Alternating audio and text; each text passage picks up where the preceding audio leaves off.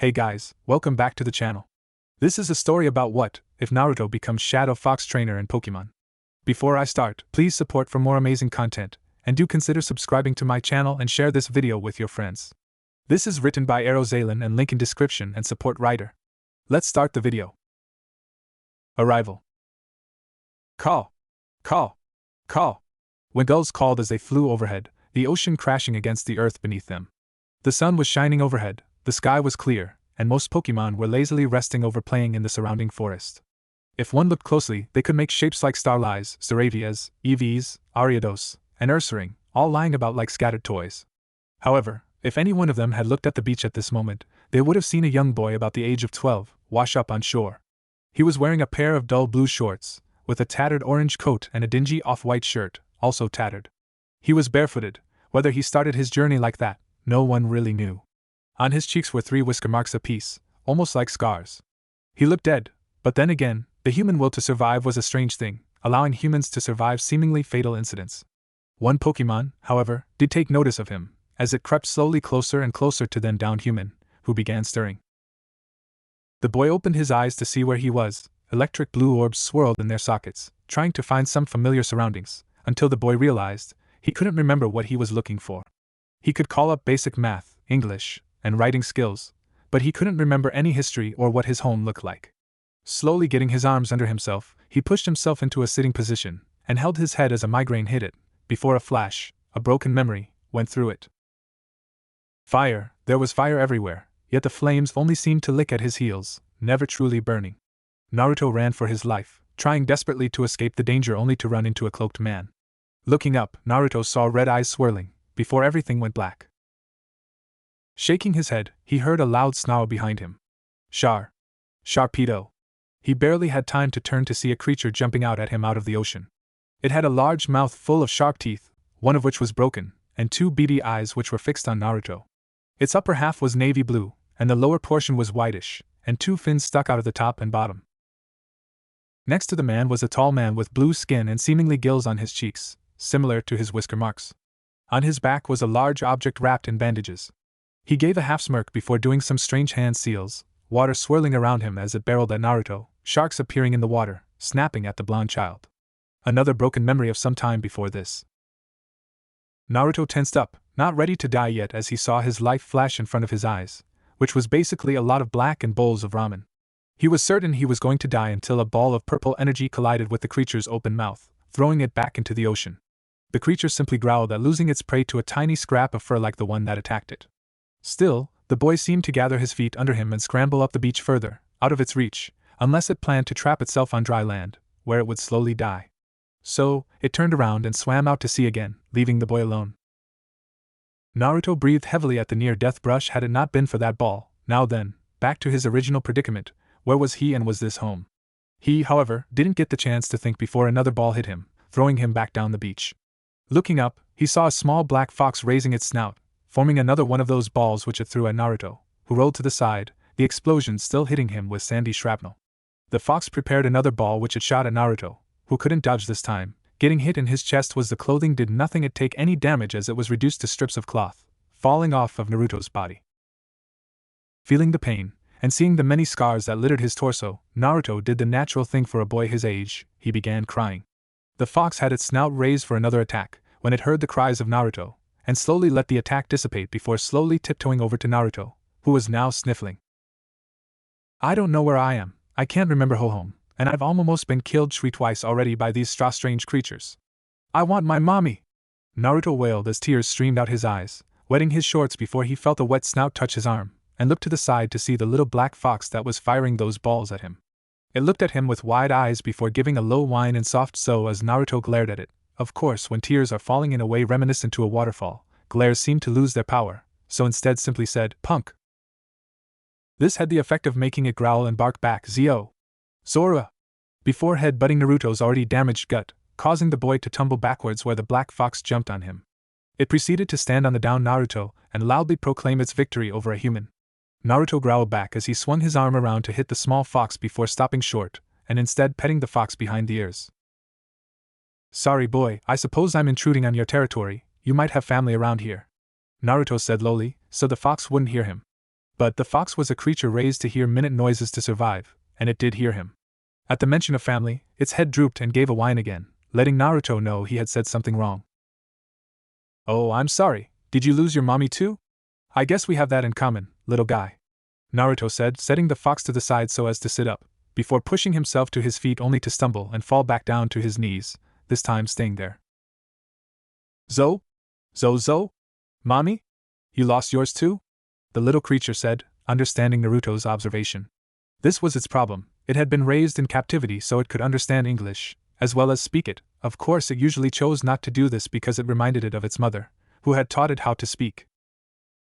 "Yes, wait a minute, animals don't speak English, great, I'm losing my mind now, so tell me, Wilson, where am I?" Naruto asked, turning on his knees to face the forest. He was surprised that no other animals had come out to investigate his arrival. Maybe they were afraid of him. Yes, that must be it. Zora! You can understand me!" the black fox exclaimed in wonderment. Zor? Are you a Pokemon in disguise?" the creature asked as Naruto just looked at it strangely. "Of course I can understand you, you said it in English. I don't really know what a Pokemon is, but I think I can say I'm not one." "What is a Pokemon? Because I could be wrong," Naruto answered as he began slowly crawling towards the forest and hopefully, survival. Zora. Oh, Pokemon are the creatures like me. Humans tend to try and catch us in these really small balls called Poballs. And my name isn't Wilson, so could you please not call me that? Also, I didn't speak English. I spoke Poke, as do the majority of Pokemon. Of course, humans tend to think we are just saying our names. I mean, really," the fox answered, walking next to Naruto on its tiptoes since it didn't particularly like sand as it hurt its paw pads. "Oh, okay, then what should I call you?" Naruto said, carrying on his private conversation with his somewhat new friend, the only sign of life he had met so far besides that shark thing. He finally reached the edge of the forest as the cool grass soothed his worn hands, which were burned from the sand and seawater, not to mention the ball attack from the small fox. Zora. I just told you my name, it's what you hear me saying, dummy. Honestly, you humans aren't the fastest Garchomp in the pack. The fox yelled back as it reached the cool grass, finally allowing its sensitive pads to touch the ground.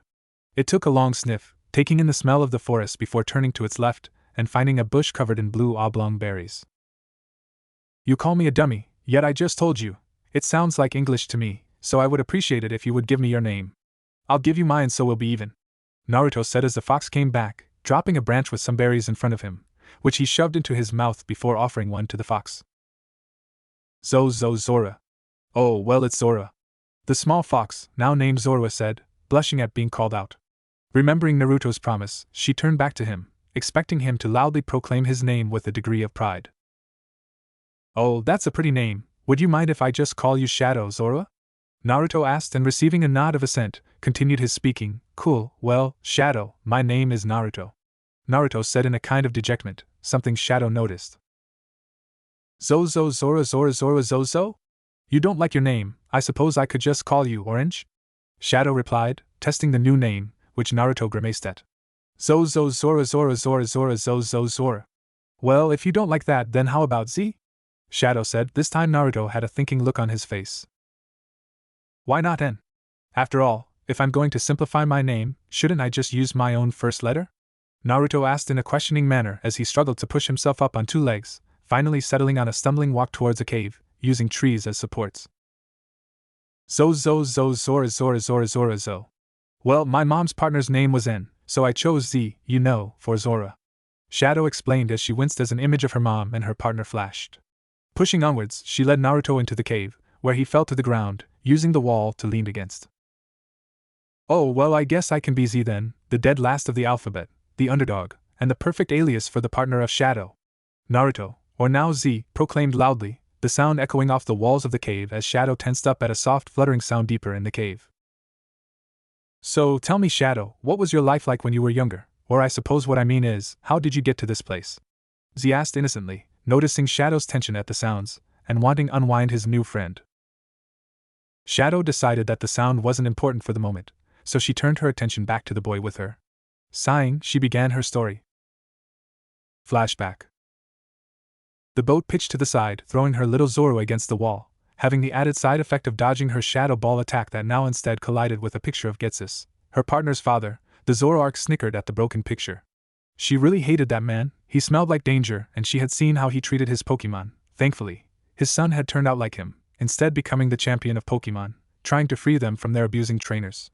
It was a good plan, until Gitsis heard of it and managed to twist it to appear that all trainers abused their Pokemon, confining them to their Pokeballs. Well, at least some did. There were reports of a young child opposing Team Plasma, and through association, and because of this, she was now forced to teach her daughter how to defend herself against any rogue trainers that would try to catch her. Lesson 1: Dodging. Lesson 2: Attacking. Lesson 3: Trust no one. So far, little Zoro was making good progress through the first lesson, so Zoroark had done something foolish, allowed her to go to the second lesson. This was foolish because her daughter had taken after her father, and was too caring to really attack with everything she had, afraid of hurting her mother. However, also like her father, she was brutal on anyone that she felt hurt Pokemon, i.e. everyone except for N, and she even attacked him sometimes after he had an argument with her mother. This showed when a Team Plasma grunt opened the door, hearing the loud crash, only to meet 2 shadow balls flying straight at him, one blowing up in his face, the other throwing him out. Turning back to her spar, she launched a weakened shadow ball at her mother, who sighed at her daughter's lack of cruelty. She suspected it had to do with her sheltered upbringing. Zoroark was raised wild until she met N, who actually cared for her when she was hurt, and as such was more battle-savvy and enjoyed the fight. Like her master, Reed partner, she connected to Pokemon, only she did it through battle. Her daughter, on the other hand, was a caring Pokemon, a strong one, but she lacked discipline to go in for the finishing move, which showed in her lackluster attack. Speaking of which, Zoroark simply backhanded the attack back at her daughter, who smirked, and jumped up, spinning like a buzz saw and slapping the ball with her tail, sending it rocketing back to her mother, followed by yet another shadow ball, twice as large as the previous one. Zoroark smiled. Maybe there was hope for her daughter yet. Using Shadow Claw, she shredded the first ball before launching her own shadow ball at her daughter's attack, making a large explosion. Launching another shadow ball at her daughter's least position, a line split the smoke, allowing her to see her daughter preparing her strongest attack. This put an end to the fight. Zoroark had specifically instructed to never use that attack unless she was in serious trouble, so using it in a spar was out of the question.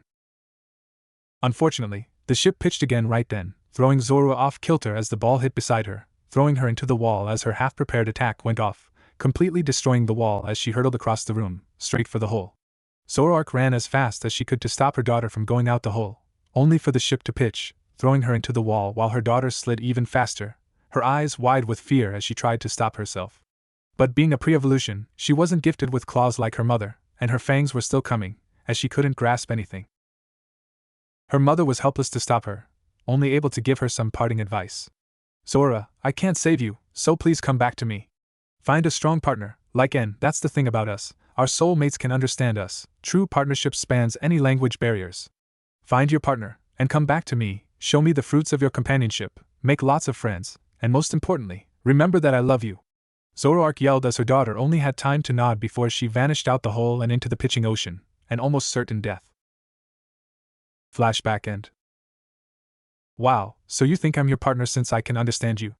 Z asked, hoping she would answer yes. I mean, how cool would it be if he could have a cool pet like Shadow? Not only that, but he felt connected with her. They had both lost their parents, were stranded in a foreign land, and had no friends. Not to mention, but he felt that he kind of owed Shadow something for saving him. Maybe being her soulmate/partner was the best way to pay her back. Zora. I don't know, but I would like you to be. I don't have any friends, or at least, you're the closest thing to a friend, so I guess I'll be your partner. Just, don't fail me, got it? Z cried out in excitement. I hope you realize that I'm not from around here either, or know anything about Pokemon, so you might have to help me. For instance, what was that ball attack you used earlier? Z asked, his face split by a smile, his eyes shut, and a fawn hanging over his front lip when he closed his mouth. Zora. Pokemon, as I said, are generally used to fight other Pokemon using attacks that their trainers call out, hence the name trainers. That ball was one of the attacks that I can use, called Shadow Ball. Now then, how about a crash course since we're about to be attacked by some very angry Pokemon?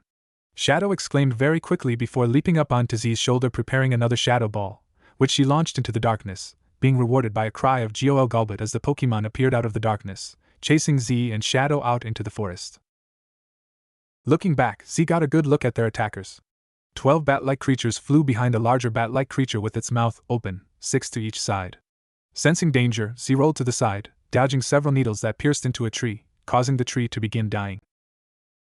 Zora! That's Zubat's leech life, I can't use that move, Shadow said, still perched on Z's shoulder, as she prepared another shadow ball to take down some of the Zubat only for it to be knocked back by the leader's glowing wing. Zora. That's Golbat, the evolved form of Zubat, and it used wing attack, needless to say, I can't use that either. Crap, stay here, Shadow, I'll take care of the leader, okay? Z said, setting Shadow on a branch, before jumping at the Golbat, punching it while Shadow stood awestruck. Here was a human that couldn't block her shadow ball, but he was practically wrestling with a Pokemon known to poison its victims. She had made a good choice of partner, and shaking her head free from her internal monologue, she began systematically taking out the minions with shadow balls. Z, on the other hand, was not doing anything systematically. Instead, he just threw punches and kicks at the flying bat, who kept biting him and smacking him around with its wing attack, which it did again, throwing Z off at a tree. Z spun around in midair to land feet first on the limb, unconsciously landing on the balls to absorb the impact. Tensing his legs, he jumped back into the fight, this time wrapping his arms around where the wings connected with the bat's back, holding them in place as the pair fell to the ground.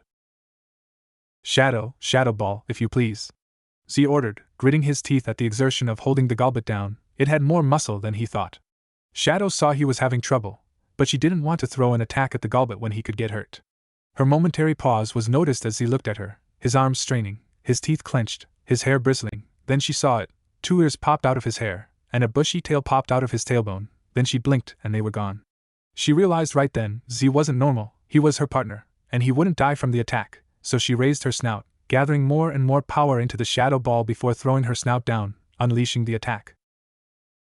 It easily surpassed all her previous attacks. It was large enough to encompass a beach ball, and it only seemed to grow as it flew, right towards Z, who felt that prickling sense again that warned him over danger, and so, in a tough maneuver, her bent backwards, pulling the Golbat over him to cover his body. The Golbat, its mouth finally free of earth, began to give a loud cry, when it suddenly found its mouth full of shadow ball as it exploded in his face, singing him and knocking him unconscious, falling to the side of Z. Sighing in relief, Z stood to his feet before outstretching his arm, allowing Shadow to land on it before giving a high five to the little fox. Shadow simply smiled in response, before flaring up the shadows into a shadow ball, which she blew up in his face, leaping backwards in a flip, enveloping herself in a purple cloak. Z leveled his gaze at his new partner, his eyes widening at the replica of himself returning his gaze, sans charred flesh and smoke rising. He allowed his gaze to fall lower, and caught sight of a small black tail swishing back and forth behind Shadow Z. Zora. Lesson 2, Abilities. Journey begins. We return to the tale of Z and his partner, to find a young blue-haired girl sitting at her breakfast table, a newspaper in front of her, the front page capturing her interest. Shadow Fox strikes again. Shadow Fox, a recently appeared troublemaker, has struck again, terrorizing the town of Twinleaf with his pranks, escalating to stealing some clothing from a local store. If you see this criminal, do not engage. He is deemed dangerous and is usually seen in the company of a human-like Pokemon capable of using Shadow Ball. Shadow Fox has been slowly gaining notoriety since he appeared over 7 months ago. He has managed to evade law enforcement for several months before finally being cornered in Shadow Forest, named after the denizen, where he proceeded to battle it out with several officers who were later seen at the Pokemon Center, leading one to believe the scoundrel managed to defeat them and escape. In other news, poaching is done, thanks to an anonymous vigilante who resides between here and San Gemtown, defeating any and all poachers spotted. Pokemon Rangers and local officer Jenny reported thanks to person. Wow, a famous criminal, right here in our little town. Young Dawn, an aspiring Pokemon coordinator, said as she dropped the paper, gazing at her mother's back, who was washing dishes. Today was an important day, the day that Dawn chose her Pokemon partner, her first Pokemon, from the next town over, San Gem, where the renowned Professor Rowan's lab was located. Little did she know that as she was putting on her shoes to leave for the lab, the aforementioned criminal and vigilante was also preparing for his trip. So, are you ready yet? Z asked to his tardy partner, who was occupying their shared home, a cave, with her attempts to make herself look presentable. If we don't leave soon, all the Pokemon will be gone.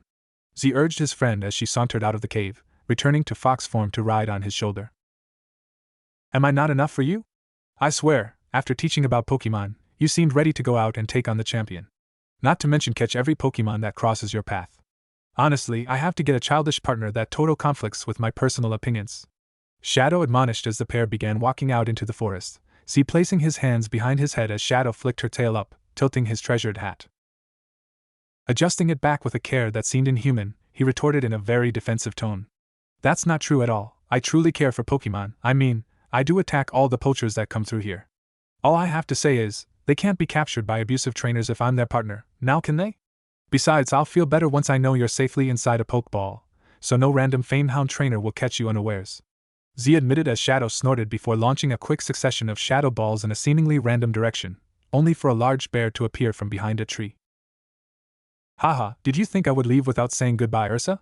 You helped both me and Shadow with our training, and now, I name you heir apparent and ruler of Shadow Forest. From this day forward, you will be known as Ursa Major, Z said, making a flourish as he bowed low, tipping his hat at the bear, who smiled, only for his mouth to be empty. Ursa was caught by a poacher almost 6 months ago. In fact, he was one of the first ones rescued, once Z felt ready to get in a fight with the person. It had been harsh, the man's punk of a Rhyhorn built to withstand plenty of hits. It was finally Shadow using a new move, Dig, that saved the day. But the damage was already done. The captured Ursaring's teeth had been removed to stop it from fighting back. Z had nicknamed him Ursa and had took him in like a son, where he and Shadow trained him day in and day out to take care of himself, knowing they couldn't live here forever. Ursa had grown up into a nice fighter, despite his caring moments, usually accompanied by his mate and little Teddy Ursa running around.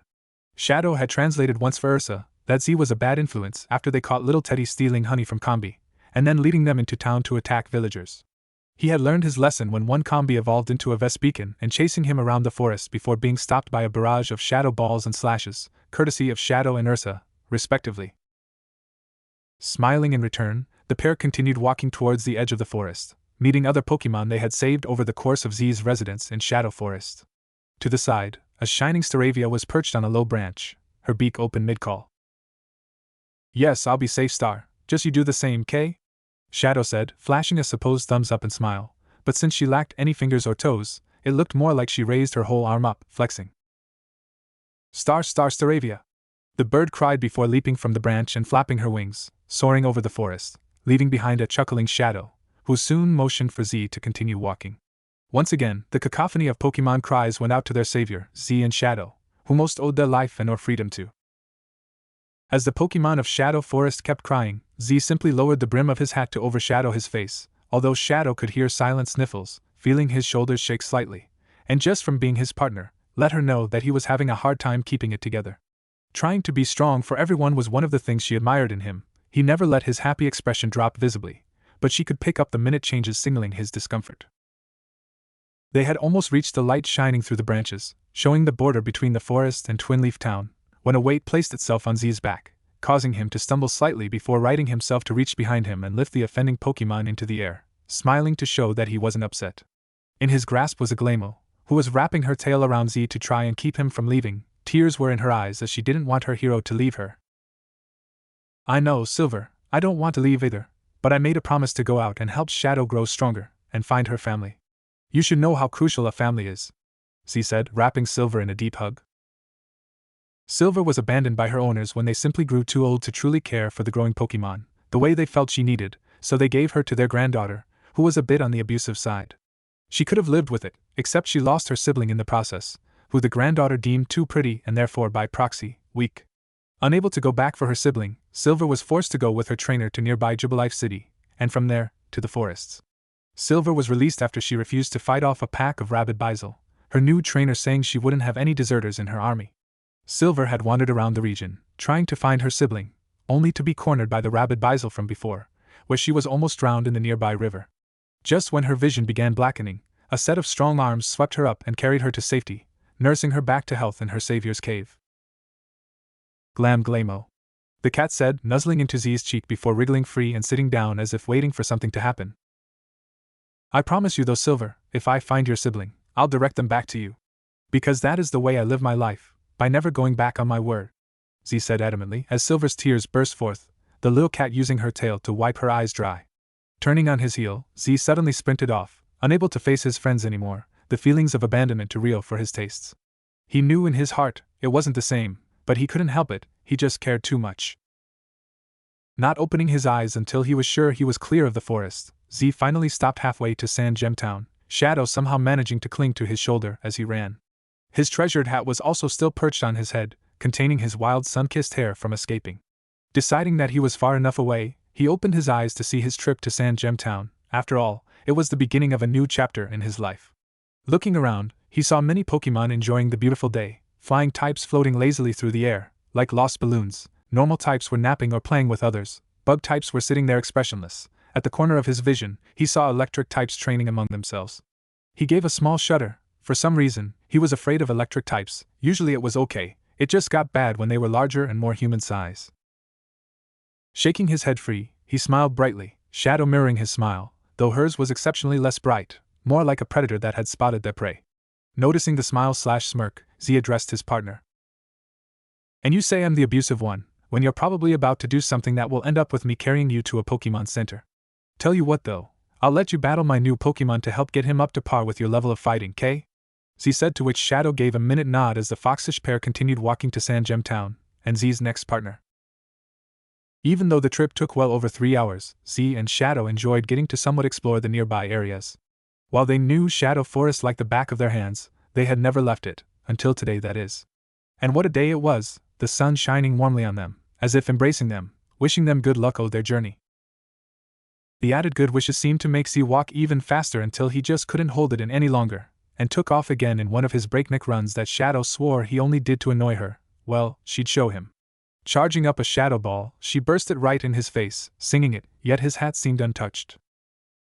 Sending a playful glare at his partner, Z grabbed her before holding her down and tickling her belly as the little fox tried desperately to escape. She cursed him ever finding out about her ticklish belly as the fox gave soft yips before finally managing to wriggle free and leaping onto his shoulder before burrowing under hat, only her eyes peeking out, like a little hermit crab impression. Fine, I'll leave you alone, just don't do that again. Shadow all but shouted, and Z could imagine her with a pouty look as she said it, like a child who had lost their favorite toy. Then he realized she was a child. He had only known her for about 7 months, and according to her she had been there 3 months before that, and was only a year old when she was cast into the ocean on that fateful night.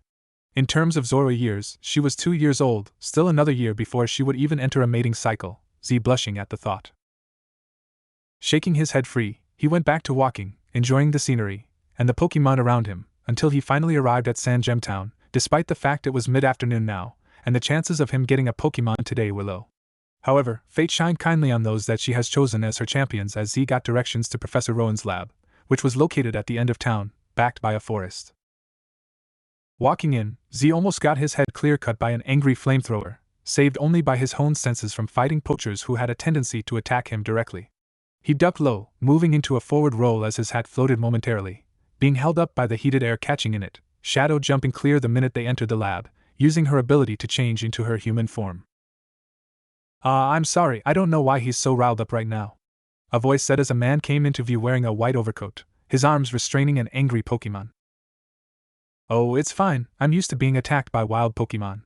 I just came to register as a trainer, and get a Pokemon to start my journey with," Z answered in a fluid tone, both charming and disarming in sound, as he bowed low, flourishing his now regained hat.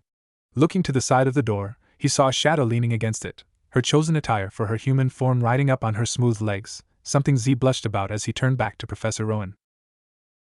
"Oh, well, normally I would say go ahead and chose, except a lot of trainers have already been through here today, so my Pokemon stock is kind of low. In fact, this guy is the last one. I think that's why he's mad. A girl came earlier, and I think he wanted to go with her, but she chose the water starter, Piplup, instead. I suppose he feels betrayed inside, like she was leading him along. I doubt you want a Pokemon that attacked you like this little guy just did," Rowan answered in his stately tone, turning back to return the fire type to his Pokeball. "Oh, do you feel abandoned and betrayed? If you want you can go with me, just promise, no more flamethrowers to my face, K?" Z asked the little chimp, as it managed to wriggle free and grab his leg, crying. You just wanted to feel wanted, didn't you, you adorable little furball you?" Z continued before looking at Rowan again. "I'll get his Pokeball, and your Pokédex, and then you can leave and begin your journey," the professor stated as he went into the back of the lab, returning with a red and white ball, and a small handheld device in hand. Handing them both to Z, the new trainer took them. "You'll have to register through your Pokédex. I suppose you know how to use one, correct?" Rowan said as Z began typing in his info before it finally dinged, saying, "Hello Z, I'm your Pokédex, your guide to the world of Pokemon." "Yes, I know how to work one, now let's talk features," Z said, smirking at the professor's surprise. It wasn't common knowledge about that feature, but then again, he wasn't common either. 1 week later. It was a beautiful day, coupled with a warm wind blowing, giving the day an almost lazy feel. Traveling down the road towards Jubilife City was a group of 3 trainers. One, the only girl, had blue hair and was carrying a Piplup, who seemed content with the present arrangements. The one in the middle, the leader, was not the oldest, at least by appearance. He had somewhat wild dark hair, kept in check by a cap on his head. Perched on top of the cap was a small Pikachu, who was sleeping the day away. The last one, the oldest one, had somewhat wild brown hair. His eyes were shut, giving him the appearance of sleepwalking. The middle was thinking over his past 2 battles with Paul and Nando, analyzing what he needed to work on with his Pokemon. He had drawn with Paul and beat Nando, but still, he needed to get stronger. Then there was Nando's declaration to try for both the Sinnoh Grand Festival and Sinnoh Pokemon League, a thought shared with the girl at his side. The other boy was thinking of his new Pokemon, Krogunk. All 3 sighed almost simultaneously as they looked up to see the sun beginning its slow descent into darkness. They decided to settle down for lunch, the 2 younger ones eager for the older ones cooking. Finding a clearing off to the side, they set up camp, the older putting down food for the Pokemon that everyone released. Yep, it was a beautiful day, which was interrupted by a loud cry of Chimchar. It's that stupid girl with her Piplup. Leading the group to turn and see a Chimchar run across the clearing and tackle the girl's Piplup before attacking it with a brutal scratch. Piplup! Let Piplup go, you bully! The girl shouted as the Chimchar turned on her, before sniffling and walking dejectedly to a tree and sitting facing it like a child in timeout. Well, that wasn't nice. There's no need to shout at poor Blaze, he's just venting his frustrations of not being chosen over a blue ball that couldn't survive a day in the jungle. Those were Blaze's words, so I take it you're the girl that left him behind. While I normally despise people that do that, I can deal with it this time. After all, you could only take one, and you undoubtedly felt closer to the Piplup. Am I right? A calm voice said, as the group turned as one to look at the origin of the voice, finding only a tree before a boy dropped from one of the branches. He looked about 13, had electric blue eyes, a tattered top hat sat on his head. Well, tattered was a bit harsh, it was just covered in dust. 6 marks that resembled whiskers were on his cheeks, 3 to a cheek. His lips turned up slightly. A smirk seemed just right for his face, then the other side turned up as well, leaving him smiling. Looking lower, he was wearing a black jacket over a gray muscle shirt, and a pair of plain black sweats hung on his legs.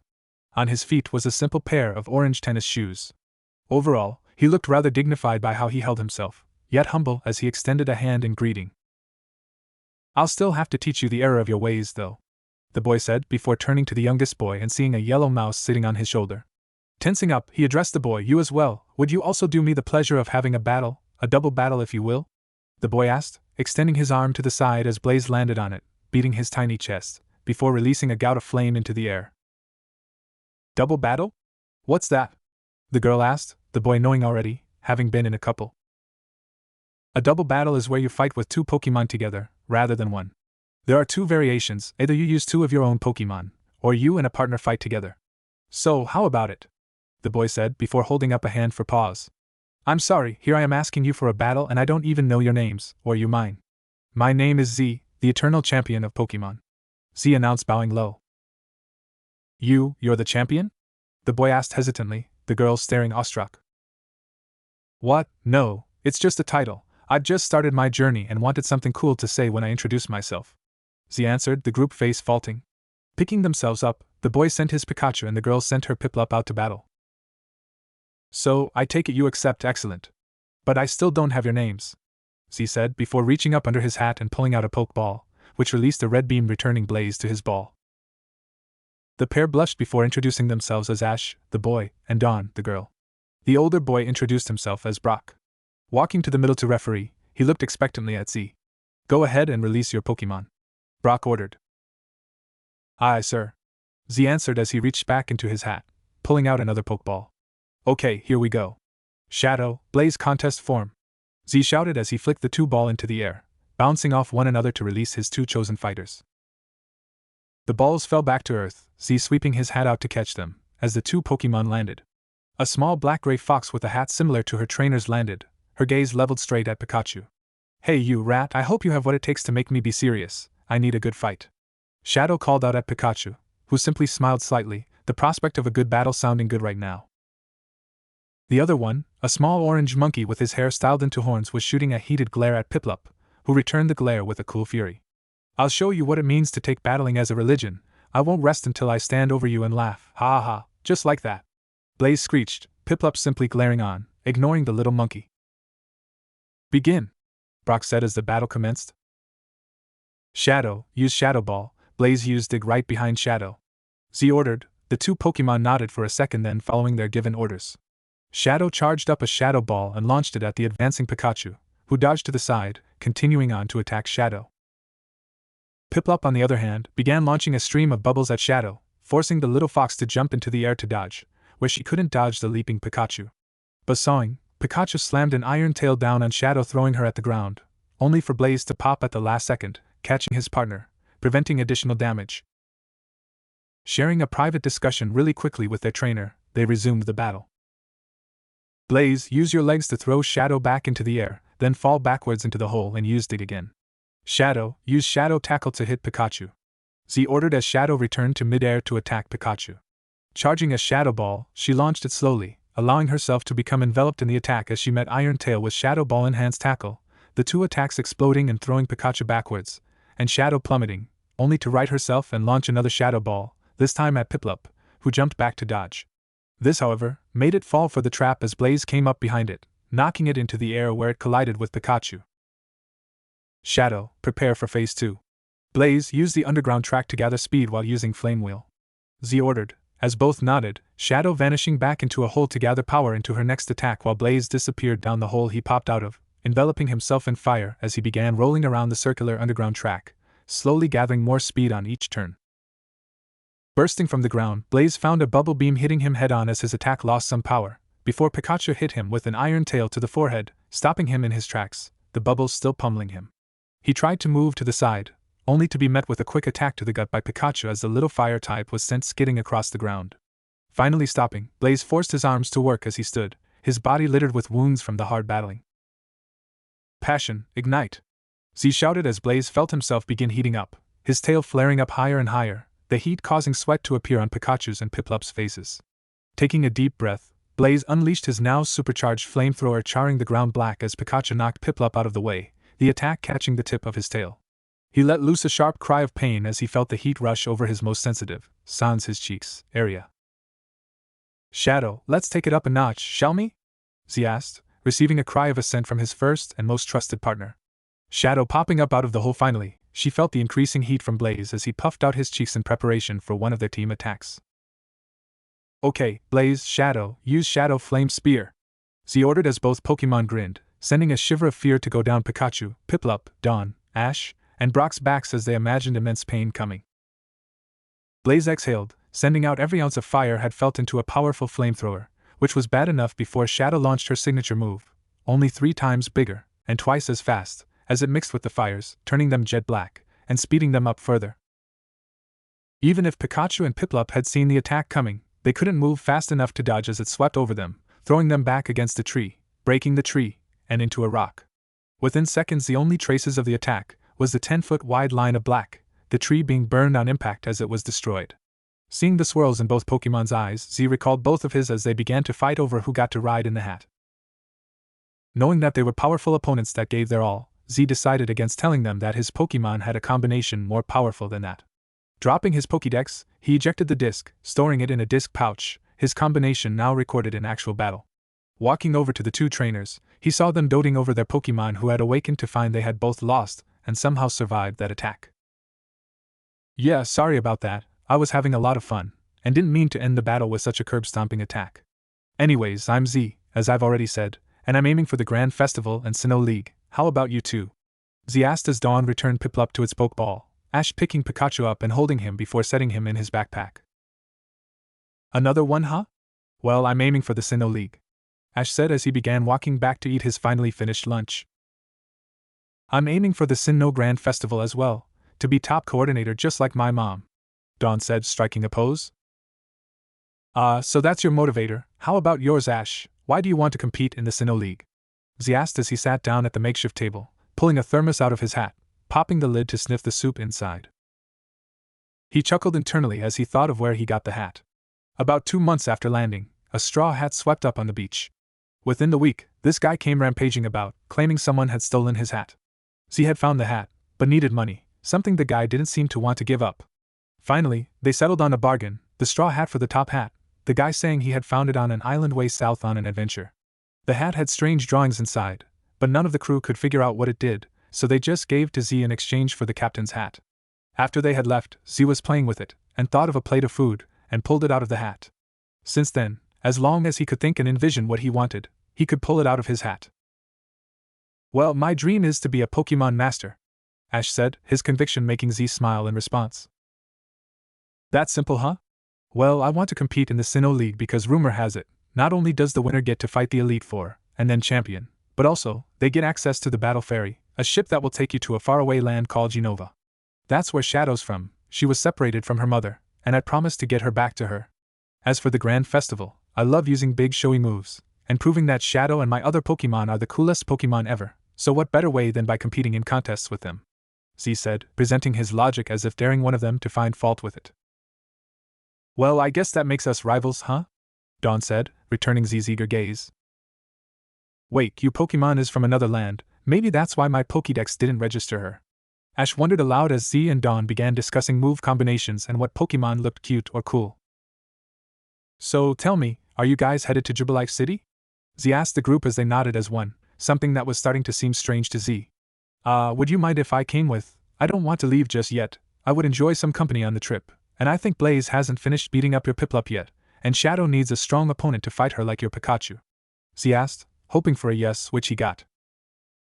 Cool, now then, I suppose since you, Dawn, are going to be a coordinator, you need to register in Jubilife, and by that same token, need a Pokétech? Z said, as Dawn smiled widely and nodded excitedly. Wonderful, well then, shall we get started? Z said, one last time before standing and beginning to walk away. Blaze settled on his back, riding in the cup of his hood, while Shadow claimed seniority ruled and she got the hat. The thermos disappeared in a puff of smoke, although no one saw that happen as they scrambled to catch up to their new partner. Jubilife City Contest Center. Hello, I'm here to register for the contest, Dawn said as she got a registration card, Z and Ash all doing the same. Z and Dawn had managed to cajole Ash into competing, saying it would be a good change of pace and good practice for his upcoming gym battle, leaving Ash with no room to argue. Within minutes, the group of three was all set to compete in the contest as they tried to think of which Pokemon to use in the appeal round. Thankfully, Ash had traveled with a coordinator before, so he knew how the process worked. Now he just had to apply that to his usual style. Not to mention, he hadn't practiced in routines, so Z wished him luck. Arceus knew he had more than he needed. Z actually had a very simple time getting dressed. He turned his jacket inside out, and suddenly it resembled a tuxedo jacket, which still fit with his gray undershirt. His black sweats stayed the same, passing as dress pants as long as no one looked closely. In fact, his shoes were really the biggest change about him, swapping his favorite pair of shoes for a different pair of tennis shoes, this time solid black and shine to sheen. Overall, he gave off the appearance of wealth and dignity, which, he would be the first to tell you, was not him at all. In fact, regal, dignified, wealthy, he despised people like that as they usually took things for granted. Albeit gym leaders, Elite Four, champions, and various other important, he didn't apply this thought to, knowing they got their wealth and dignity because they trained with their Pokemon to a level of appreciation worthy of regal, dignified, and wealthy. Entering the waiting room, he sat down on a bench, seeing Dawn talking to her mom. Ash soon followed the pattern minutes later. Even from this distance, Z could hear what Dawn was saying. Sure, Mom, I'm doing great. I even found some friends, one of whom is a coordinator as well. They're competing too to help give me confidence. Dawn told her mom, who smiled in return. I know, dear, I just worry about you. After all, that's a mother's job. I see the dress I gave you fits nicely, but what about the choker I sent with the dress?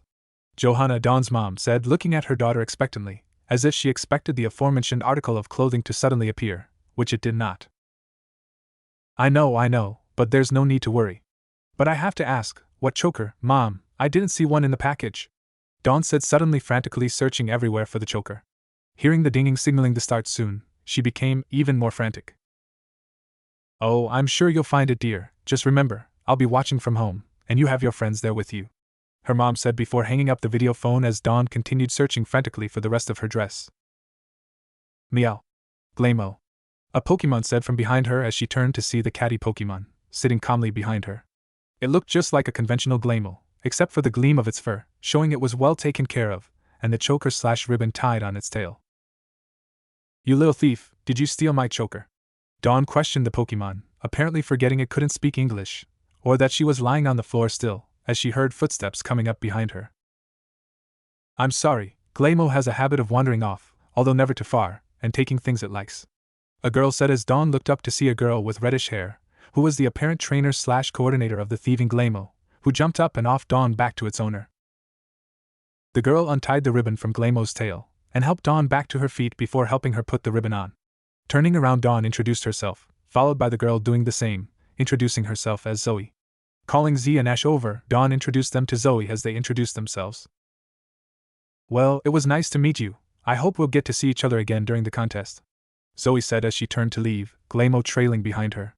As they left, Z noticed how Glamo's tail screwed the opposite direction than most Glamo, and how the tip drooped slightly inwards, just like his friendly Glamo back home. "Bye Zoe, bye Gray," Z called as they walked away, only for the Glamo to freeze and whirl around, springing at Z, something Zoe gasped at, especially when Z found himself with the tail wrapped tightly around his neck, and 2 paws full of claws ready to maim him. "Silver says hi, she's in Twinleaf Town," Z said, to the confusion of all as Glamo/Gray loosened its tail enough for him to breathe. "Thank you?" Gray mumbled in poke. Z retorted with a glib, "Welcome. Anything for a friend." "Applied training?" "Glamo," Zoe called sternly, ready to chastise her first partner. "It's fine, there was a miscommunication.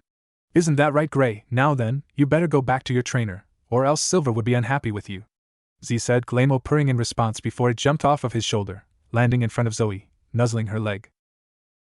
"Good girl, now you can't go around trying to kill everyone, Kay? And you, why do you keep calling Glamo Gray?" Zoe said, not taking her eyes off of Glamo. Bending down, she began rubbing it behind the ears, eliciting another purr in response. "Because that was its name, or at least the name given to it by its previous owners. It has a sister named Silver who lives in Shadow Forest, the forest right outside of Twinleaf Town," Z informed Zoe, but before he could continue, or she could respond, the light dinged again, signaling the start. Sighing, Zoe said they would speak about this later, both of us, right Glamo? Zoe said, not waiting for a response before returning her Pokemon to its Pokeball and walking off. Watching her walk off, Z chuckled then mumbled under his breath, "No one tells me what I'm going to do. If you want to have a talk, then you have to catch me first, and good luck with that." Feeling a finger poking the back of his head, he turned around to see a confused Dawn, and still lazily lounging Ash, most likely trying to think up a plan that could work, if he would have to wing it. "Yes?" Z said, addressing the younger poking him. He didn't appreciate anyone, not Shadow, Blaze, and certainly not a girl he had known for a week at most, poking his head. "You said Shadow Forest, but only residents of Twinleaf Town call it that. Where did you say you were from? Because I don't remember ever seeing you around town at home," Dawn said, but instead of answering, he just gestured to the provided screen as Zoe took the stage. "Maybe you should watch her. After all, she's the person for you to beat. Otherwise, you won't reach your dream, and that is something I wouldn't wish on anyone," Z said, walking past her, whispering the last part in her ear, his hot breath tickling that cheek. Dawn blushed, and then doing what Z suggested, watched Zoe's performance as the crowd oot and awed. Z, despite his aura of confidence, was just as nervous at the prospect of trying to appeal to a crowd and group of judges. Sure, he had a plan, but this was where rubber hit the road, and you found out if your plans work out the way you envision them. Hearing the performance end, Z looked up, seeing Dawn gone. I must have been thinking longer than I thought. Oh well, I'm up soon. Please, dear Arceus, help me get through this," Z mumbled lowly, making sure no one heard him. Hearing footsteps, he looked up to see Dawn standing over him, her face red. "Are you going to go, or drop out?"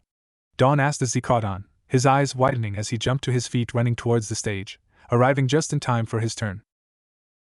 "And now, I present, from Shadow Forest, Z." Marion's voice seemed to cut through any lingering noise as she allowed Z to take center stage. Walking forwards, he bent at the waist, tipping his hat forward as if asking for a donation when a bright light erupted from it, before turning black. Even so, it made no noise as everyone heard him call, "Shadow, contest for me." Shadow bursting from the darkness, her small top hat catching the wind as she fell, allowing her to right herself in midair. The beam of darkness exploding behind her, showering the stages in black sparkles. The glittering shards seemed to entangle with her fur as she fell, her body glittering as she aimed downwards and fired off 3 quick shadow balls. "Wow, they're so in sync that Z hasn't even needed to give orders to his Pokemon yet," Marion's voice said as the attacks hit the stage, all 3 bursting on impact like bubbles, throwing shadowy spears back into the air, Shadow taking it in stride as she spun herself in the air, firing off another 3 shadow balls that the spears pierced, exploding them into more black sparks. Shadow smiled as she landed, the 3 spears turning on her, intertwining together into a massive Chinese-style dragon, made entirely from wispy shadows, opening its mouth, releasing a large shadow ball that easily surpassed Shadow in size. Heck, it surpassed a Snorlax in size. Leaping to the side, rotating in the air to fire off more shadow balls, exploding the massive attack into nothingness. Turning tail, Shadow ran at Z, who simply lifted his arm in time with Shadow's leap, sending her back into the air. As she hung over the Shadow Dragon for a second, it turned to face her head-on, roaring and flying upwards, aiming to swallow her alive. Then, she began falling, gathering speed as she began spinning like a corkscrew. Entering the creature's mouth, the crowd lost sight of her for a moment before the dragon began unwinding, turning into a black twister of wispy smoke, disappearing into nothing before nothing remained on the stage. Going for the finisher, Z bent low once more, tipping his hat as Shadow popped out, landing in a pose reminiscent of a roaring dragon type. The crowd was silent for a second, before erupting into loud screaming cheers. Smirking, Z rolled his hat up the length of his arm, flipping it into the air, the hat landing perfectly on his head. Bowing lowly once again, Shadow backflipped, landing in his hat. Then placing the hat back on his head, he turned and walked off. Wow, that's true confidence. He didn't even wait around to see what the judges would say. Marion's voice floated down the hallway, reaching Z's ears. Pausing momentarily, he also heard their opinions of his and Shadow's performance. The use of shadows and darkness was truly unique, Mr. Contesta said, earning another loud cheer before the next judge put his 2 cents in.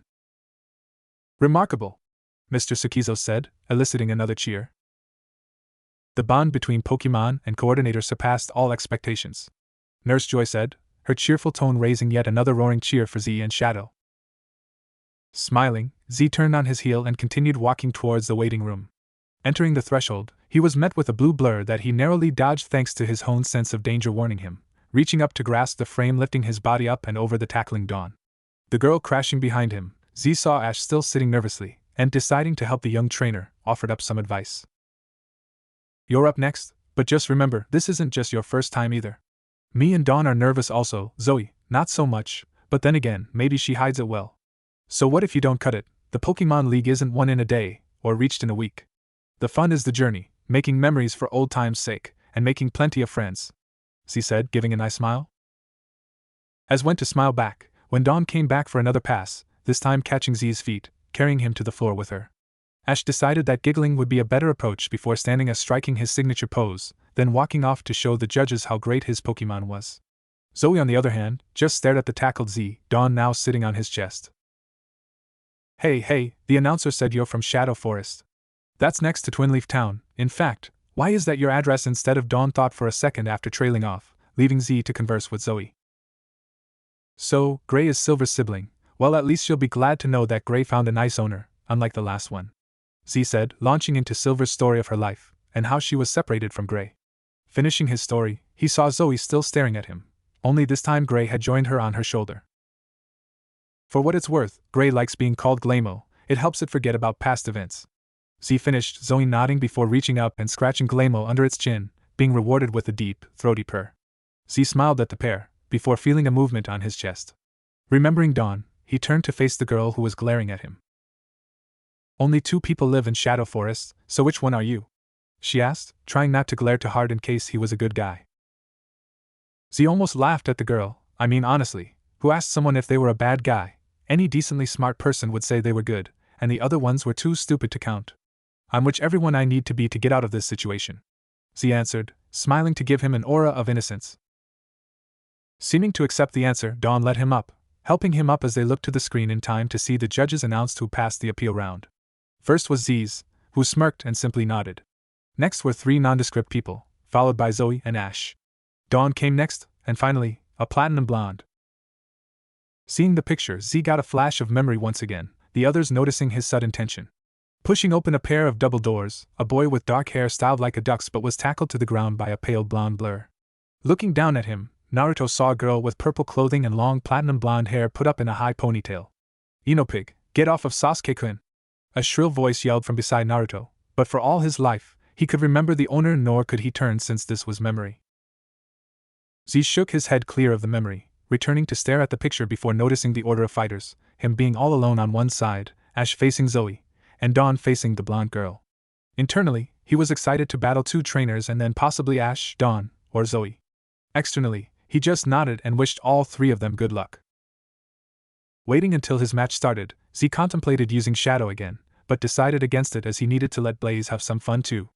After all, he had bonded with Shadow over the past months after his arrival, and while Blaze would probably never reach that level of closeness that they shared, Z wanted to have a close bond with all of his Pokémon.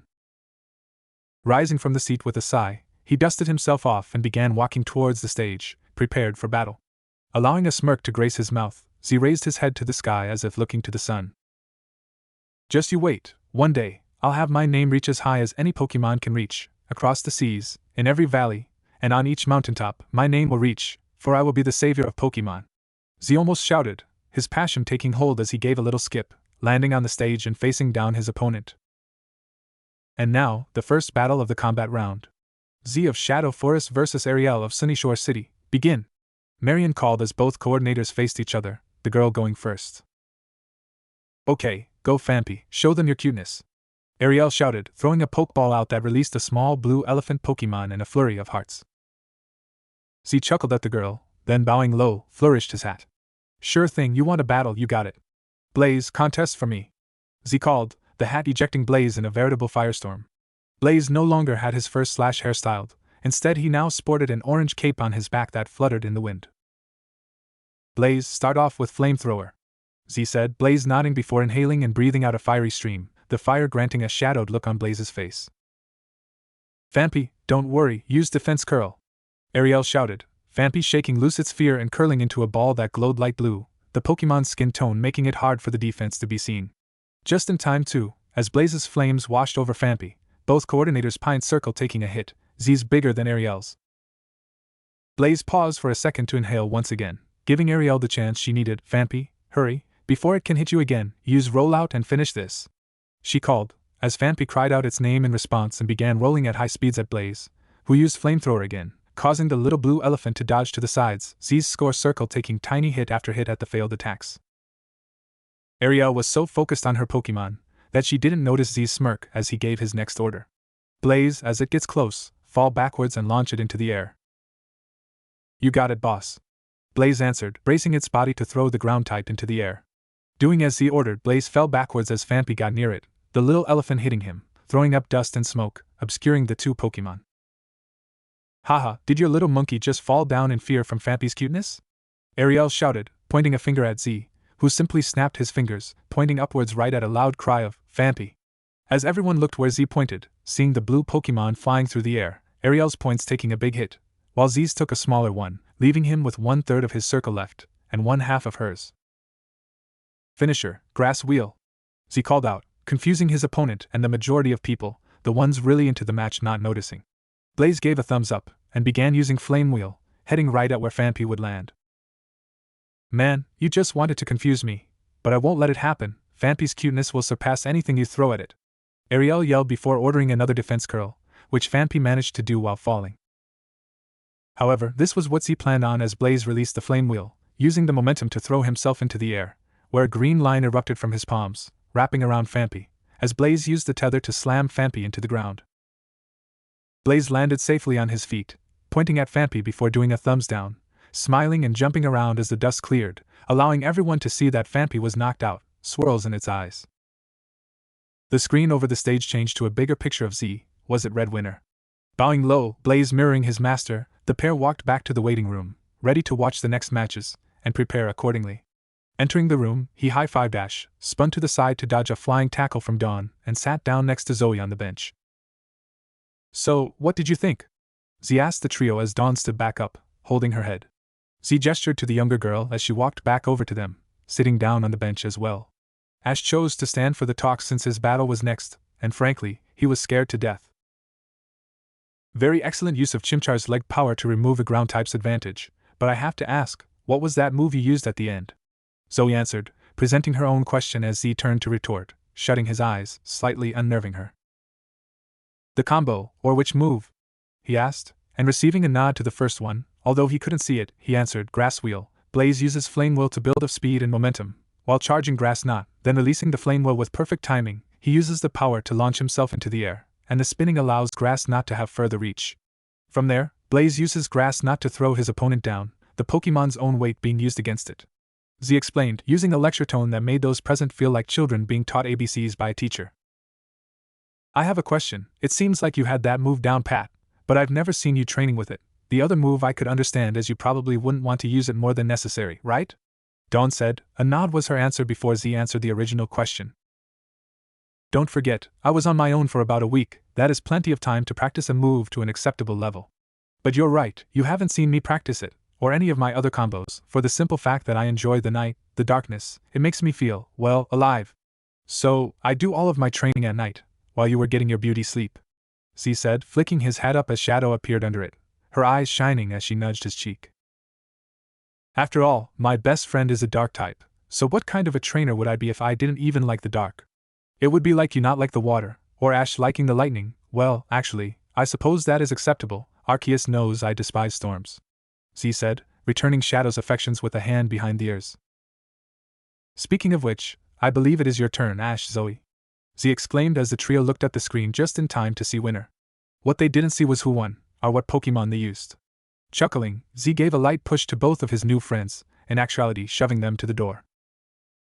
Wishing them both luck, Z leaned back to carry on a conversation with Dawn, who was waving goodbye to Ash and Zoe. Looking back at Z, he had his eyes still shut, so, smirking at her plan, she reached forward to poke him, only him to grasp her hand, rubbing the back of her hand. Speaking of beauty sleep, it seems to be working. I've never felt skin softer than yours, Z admitted, giggling at Dawn's blush as she withdrew her hand, staring at it, and then glaring at Z, who smiled in his tricking nature. Now then, yes, I come from Shadow Forest, which, by the way, is a hideout for bandits and poachers, or at least it was before I arrived, Z admitted, Dawn's face changing to admiration as Z's didn't change, which she took for modesty.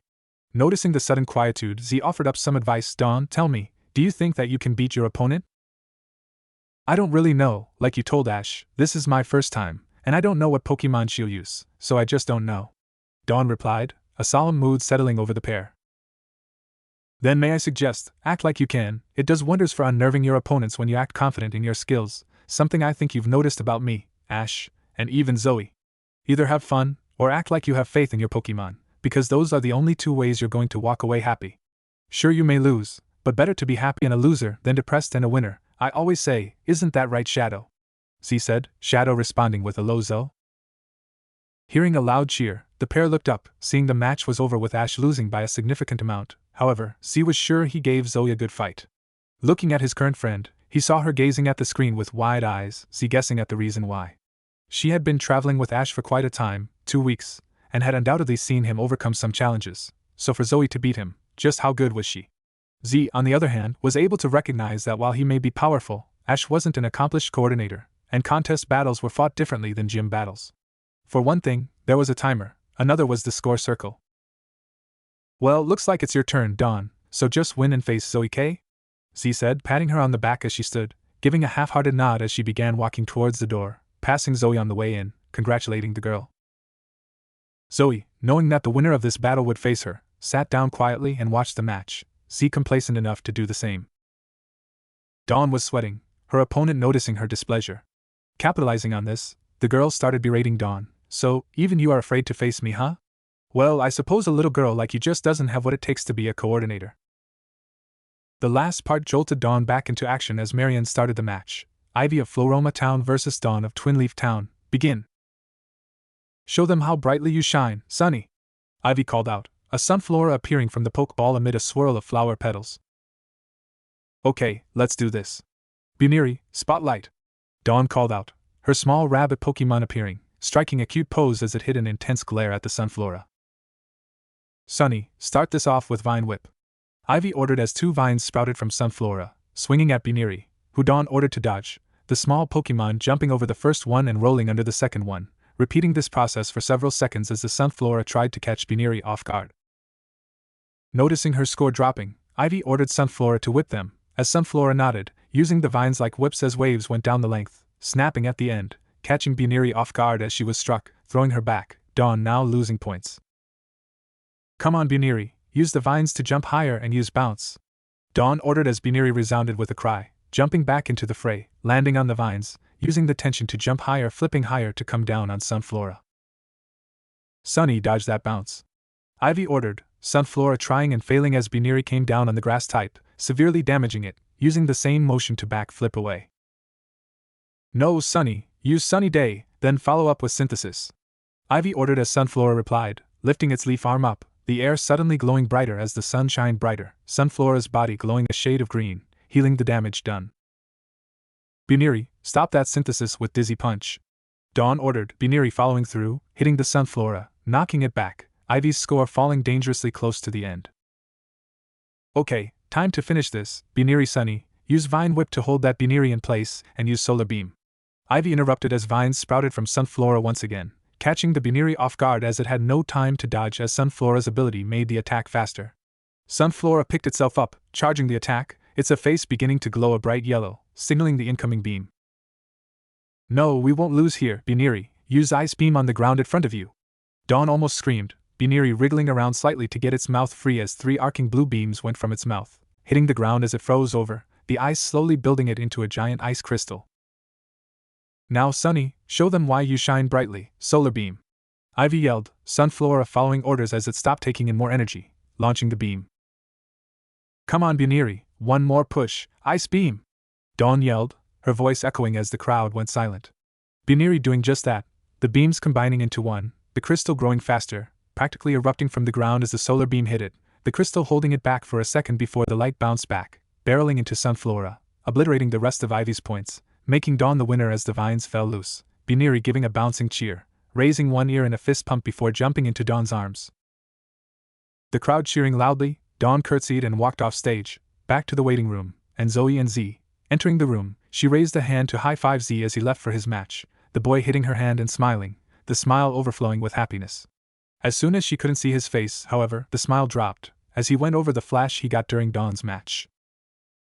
Ding! The bell over the door went, signaling a person had entered the shop. Naruto looked up, seeing his fellow graduate, Ino sitting behind the counter, looking through a fashion magazine. Looking around, Naruto walked up to the counter, ringing the little bell. Hello, welcome to Yamanaka Flowers, how may I help you? Ino demanded, her tone belying any ideas of friendliness. Hearing no response, she looked up and seeing Naruto, scowled. Go away Naruto, I'm busy looking for something to wear on my date with Sasuke-kun. Ino grumbled, going back to reading the magazine, ignoring Naruto, who sighed. So Ino Yamanaka works in a flower shop with her family, obsessed with a boy named Sasuke, and a general failure with her powers. How nice that she's the first piece I get back, but then again, I suppose the smaller part come first. Z mumbled to himself, his feet resounding with a dull tap on the wooden floor of the stage. Stopping in his place, he looked at his opponent, a boy who looked like a football player with wide shoulders, legs like tree limbs, and a corded neck that looked like a lamp post. He held himself with pride, despite every little movement sent his massive gut jiggling. Z wondered how someone like this could get to the battle round, but then again, his Pokemon may be appealing to the crowd. If his memory served, last round, he used a Hello, and welcome back to the Jubilife Pokemon Contest, second round. Now then, on with the match. Rory of Orberg City vs. Z of Shadow Forest, begin! Marion said as Rory threw his Pokeball, unleashing his Pokemon. Go, Kirlia! Rory shouted, causing Z to sweat drop as the small Pokemon landed in its pirouette, glaring at Z in contempt. Well, I suppose looks can be deceiving. I expected a fighting type or even a rock type, but Kirlia is fine, just don't cry when your little butch gets beaten. Go, Blaze, contest for me, Z said, causing the Kirlia to further glare, and a tick mark to appear on Rory's forehead. How dare you call my dear Curl, Rory started, only to be interrupted by a flaming stream of fire coming straight for Kirlia. Kirlia dodged that. Rory ordered, Kirlia obeying by jumping and spinning over the top of the stream with another pirouette, landing perfectly, until Blaze came out from under it, uppercutting Kirlia and sending it into the air. Good job, Blaze, now use Flame Wheel and catch it when it lands, Z said, Blaze nodding and encasing himself in flames and rolling off to hit Kirlia when it landed. Kirlia, spin and use Psybeam, Rory called out, snapping his fingers, Kirlia answering and putting its hands together, firing off the multicolored beam, the spinning causing it to spiral to the ground, hitting Blaze and preventing it from reaching Kirlia. Now Kirlia used Psychic to throw that Chimchar into the air, and hit it with another Psybeam. Rory said, Kirlia pirouetting around, a faint blue outline surrounding it as Blaze was grabbed and thrown into the air, before the multicolor beam hit him, producing a cloud of smoke as Blaze fell to the stage, hitting with a dull thud. Looking up at the screen, Z saw he had about a quarter left, and 2 minutes, while Rory had only lost 1/8 of his score. Looking down, giving him a downcast appearance, Z reached up and grabbed the tip of his hat, lifting it off of his head. Fine, you want to play this game, let's do it! Z exclaimed Blaze, ignite your passion, and burn away all traces of fear. Z ordered, Blaze forcing himself to his feet, answering with a wide smile, his cheeks puffing out for a second before he exhaled, expelling the flames in a stream, bathing Curlia in heated fire. However, Blaze didn't let up as he went into his next attack, rolling at Curlia, sending her into the air. However, this time, he stopped rolling, grabbing his cape, using the hot air to float up, headbutting Curlia, not giving her a chance to react as she fell to the stage, her body hitting with a dull smack, making the crowd cringe as Blaze let go of his cape, falling back at Curlia as he encased himself in flames once more. Crashing into the psychic type, flooding the stage with smoke before he backflipped out of the cloud, leaving the little Pokemon on the ground. Turning away, the smoke settling, leaving Curlia lying down, and swirls in her eyes. Chuckling, Z stuck out his arm, Blaze alighting on it, sighing as he straightened his cape, making himself presentable, while Z walked back to the waiting room. Walking down the corridor, he passed on, high-fiving her, and smiling at Zoe, who smiled back, her face showing her excitement. Entering the room, he found himself all alone, as he sat down, watching Dawn and Zoe's match with interest. Suddenly, Shadow popped out from under the hat, her nap finished as she decided to check up on her partner and Blaze, who smiled at Shadow. Well, nice to see you finally woke up, sleepyhead. Z said, smiling at Shadow, though she couldn't see it as she hopped down, stretching out her muscles. Well, it wouldn't have made a difference if I had, you're using Blaze, and so my attendance wouldn't have made a difference, asleep or otherwise. Shadow pointed out as she turned to see Blaze blushing as he turned away. I don't know if you noticed, but I think your attendance would have made Blaze try even harder. After all, no one wants to look bad in front of their CRs. He had to stop his sentence to weave to the side, avoiding the multiple streams of fire racing at his head. Now Blaze, what did I say about aiming flamethrowers at my face? Z questioned, although Shadow still got the general gist of his previous statement. Not to. Blaze answered in a hesitant tone, as he saw Shadow looking intently at him. Number 1, I'm not into guys that don't even have the courage to tell me they like me. Number 2, I'm still a year shy of my egg cycle. Number 3, you're still Arceus knows how long until your cycle begins, so it wouldn't make a difference. Shadow retorted as he looked up to see the match wrapping up. Crap, we have to go, Blaze. Z almost shouted, before realizing that the aforementioned Pokemon was right in front of him, albeit a statue now at getting turned down, but still right there as Z reached down to scoop him up. But I suppose I could wait for you, hothead, Shadow said, licking his cheek as he reached a new shade of red, then fist pumping the air, back flipping in place. After we win the Sinnoh League, of course. Shadow finished, causing Blaze to freeze mid-flip, his body falling before Z caught him, returning him to his Pokeball. Looking down at Shadow, he had to ask, why did you say that? We may not win the Sinnoh League, especially if it takes a promise of mating to get one of my only 2 current Pokemon to give his hardest. Shadow just smirked, jumping back into the hat, disappearing into the shadows of the hat. Shaking his head, Z ran down the hall, reaching the stage in plenty of time for his match. Standing across from him was Zoe, her Glamour at the ready. Z kept a straight face, Blaze coming out of his own free will, and seeing the opponent, looked up expectantly at Z. So, the Piplup girl lost, huh? Serves her right. Still, I wanted to show everyone how much better my boss is than her, Blaze said sadly, before tensing up at Marian's voice. Don't worry, we'll get through this together, and then the people will know that not only am I better than her, but you're better than that sad blue excuse of a Pokemon. Z comforted the little monkey, making him smile as he beat his chest. And now, the final round, Z of Shadow Forest versus Zoe of Snowpoint City. Begin! Marian's voice cut through any residual noise and conversation as everyone turned to watch the final round, Glamour and Blaze walking out to the center without commands, both stepping inside of the small imprinted Pokeball on the floor. Nice to see you again, kitty. Just because you're Silver's sibling, doesn't mean I'll hold back on you. I made a promise, and I never go back on my promises, because that is what makes a Pokemon, Blaze said, punching Glamour in the face, the cat not moving an inch. Well then, I suppose asking you to surrender is out of the question, Oh well, it'll be more fun this way, even if I have to hurt the one who helped Silver out, Glamour retorted, swiping a paw full of claws over the monkey's face, leaving behind 3 gashes, yet the fire type didn't cry out. Jumping back, both Pokemon prepared to win this battle, their honor as their coordinator's Pokemon on the line. Starting things off, Blaze followed Z's orders and blew a flamethrower at the cat. Following its partner's orders, Glamour used Shadow Claw to split the stream before spinning on its back paws, swinging its iron tail into the side of Blaze's face as he followed up his attack, throwing the starter away. Faintly hearing Z's orders, Blaze encased himself in fire once again, wheeling at the cat, who thrust a shadow claw forwards, intending to punch the monkey in a manner similar to his earlier hit. However, this time Blaze was ready as he stopped his roll right in front of Glamo, barrel rolling under the paw and unleashing a harsh flamethrower to the face, knocking the cat into the air, only for it to land on its tail, bracing itself. Pressing his advantage, Blaze charged, sliding under a sweeping iron tail, digging into the ground in an effort to escape the attacker. However, Glamo wasn't about to let him get away as it jumped in after him, hitting him with a rapid series of fury swipes that stung, before leaping out of the hole, landing in what could be defined as a hunter's crouch. Bursting from the ground, Blaze was nailed upside the head by another brutal iron tail, rattling his marbles. Seeing another iron tail coming, he did something stupid, catching Glamo's tail, bruising his hands, but he persevered, swinging the cat around to throw it into the air, letting loose a flamethrower right at it, the attack exploding on contact. Praying to Arceus, Blaze jumped up, enveloping himself in yet another flame wheel, aiming for a falling Glamo, who smirked, twisting in midair to land a shadow claw on Blaze's head, stopping him in his tracks, the attack cutting right through his flames. He couldn't even use a flamethrower with his head bent forwards, in a look of worship. "That's it, little monkey, bow to me, and show the world how pathetic you are," Glamo purred. Blaze from his position couldn't see it charging up an iron tail, aiming to finish this now.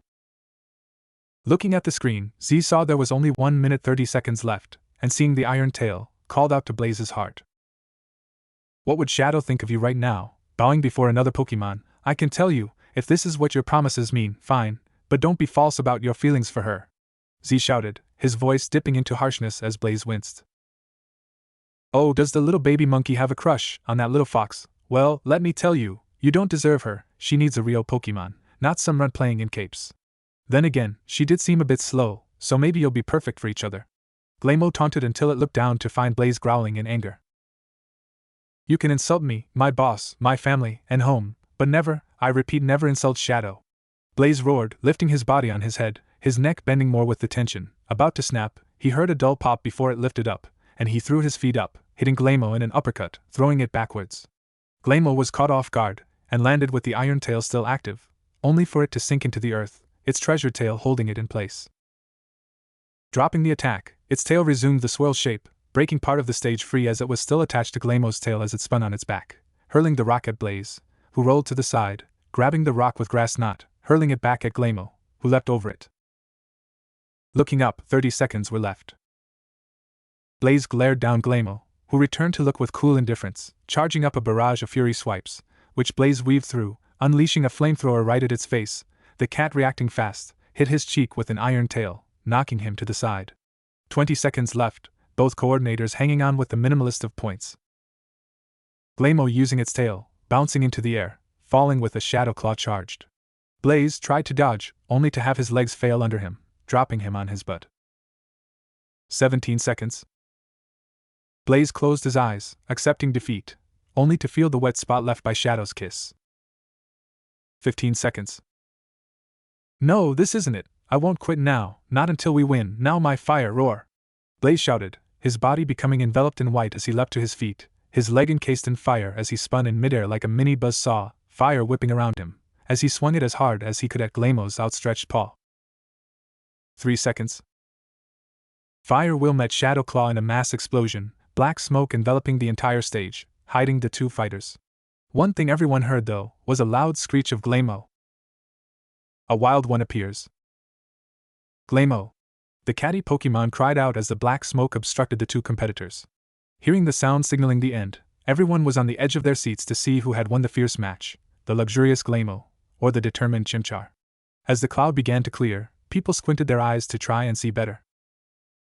"It's Glamo, I can see it," one man cried, but before any applause could be given, a woman shouted, "No, I can see it, it's Chimchar." "What are you talking about, lady? Anybody can see clear as day that Glamo won," another man shouted, standing to his feet. "You need to get your eyes checked, dude, if you think that monkey-shaped blur is Glamo," a boy shouted, joining in as everyone began jumping to their feet to defend who had won. Most ironically, Zoe and Z were silent, each coordinator only concerned for their Pokemon. After all, you could always win another ribbon, and the same couldn't be said of partners. Finally, the cloud dissipated, leaving the two Pokemon visible as everyone stared wide-eyed.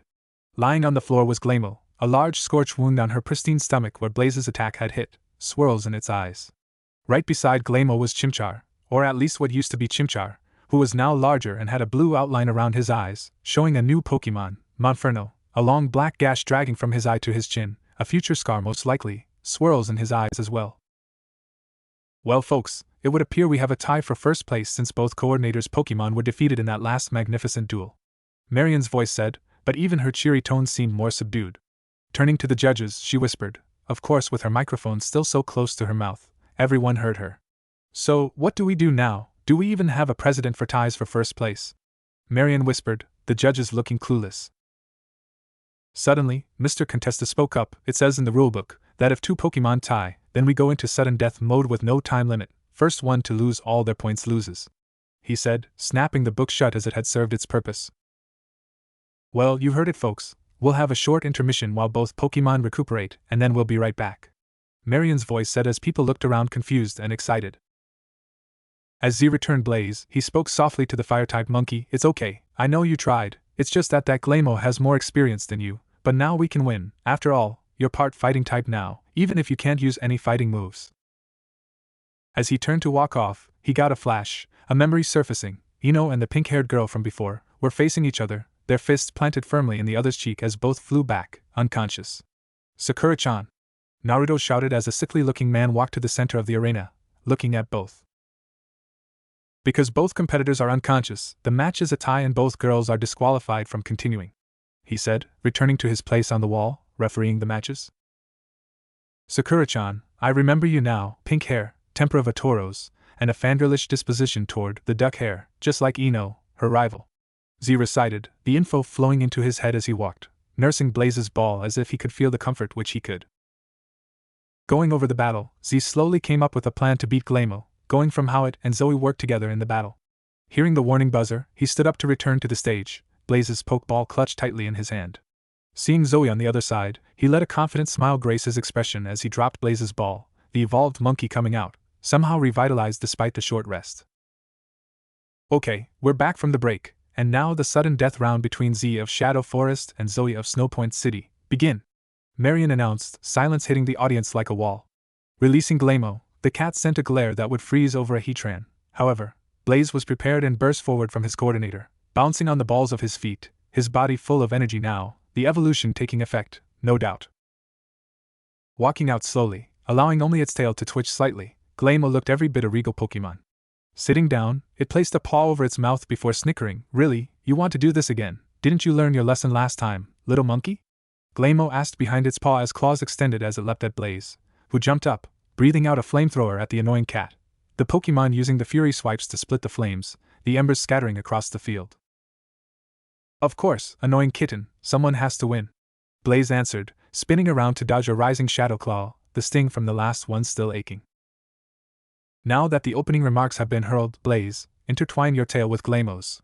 Z ordered, a smirk splitting his face as Blaze obeyed, his tail getting linked with Glamour's, holding it in place. Now Flame Wheel. Z said, Blaze smirking at the plan as he buzzsawed, Glamour's tail getting pulled, slamming it into the ground, not to mention the flames were burning its tail. Ouch, you untrained, slavering beast, that hurts, now let me go. Glamour ordered. Blaze obligating, followed the order, releasing Glamour who went flying as Blaze chased it down with Flame Wheel. Righting itself in midair, Glamour brought its tail down, striking Blaze in the forehead with an iron tail, the two attacks colliding with an explosion of smoke as both Pokemon jumped out of the sides, breathing heavily. The smoke clearing up fairly quickly, the two Pokemon leapt back into the fray, Blaze firing off a flamethrower, only for Glamour to stop it with Iron Tail. Glamour would strike back only for Blaze to block it with Grass Knot, the attack tripping Glamour up. Seeing a Shadow Claw coming, Blaze dove into the ground, hiding from the cat who looked around, trying to sense the fire type, who suddenly burst up from underneath it, punched it in the chin, tossing it into the air. It leapt up after it as used Fire Wheel, landing on top of Glamour as he plowed the cat into the ground. Z started to give the final order, only for a memory to break free. Blaze, noticing his coordinator's distraction, went back to trading blows with the cat. The duck-haired boy from before was right below another guy, both of them floating in the air as Ducky swung one leg up, the guy on top blocking with his forearm, only for Ducky to use that to rotate himself around the other way, planting his foot in the guy's gut, knocking him to the concrete floor as he descended after him, spinning one last time to slam his foot in the guy's gut once again. Lion's Barrage! the boy shouted, landing hard on his side from the awkward landing. Naruto didn't see the boy coming up behind him, his claws outstretched in preparation for an attack. "I've got you now, Naruto," the boy said, Naruto trying to block the attack, his body tensed up as he saw his end coming. PPPHHHTTT. Naruto's body releasing a rancid cloud of methane right in the boy's face, his hands flying to his nose to try and block the smell out, his oversensitive smell glands making it so much worse. "Oh, well, I meant to do that," Naruto called back, his hands forming a strange cross formation as clones of him puffed in existence beside him, the clones charging the boy. One slid under him, tripping the back and pushing him backwards into the other clones, calling out, Yuzu, all three raising their feet to launch the boy into the air, building on what the first one said, Maki Naruto following up, using one clone's back as a springboard to jump higher, to spin in midair, planting his foot in the boy's gut like Ducky, as both fell. Naruto spun one last time, hitting the boy with a heel drop, slamming him into the ground even harder. "Barrage!" Naruto called out, finishing the attack name. "Oh yeah, take that, Kiba!" Naruto shouted as he managed to land somewhat easier than Ducky. "Kiba, nope, no info yet, maybe next time, and those moves. I must have had some serious hand-to-hand skills if I could do that, actually, don't your muscles retain memory, so maybe after all this over, I can try and practice spar with Blaze, and see what my body remembers to do." Z speculated as he returned to the match, noticing that Blaze was taking an awful lot of hits.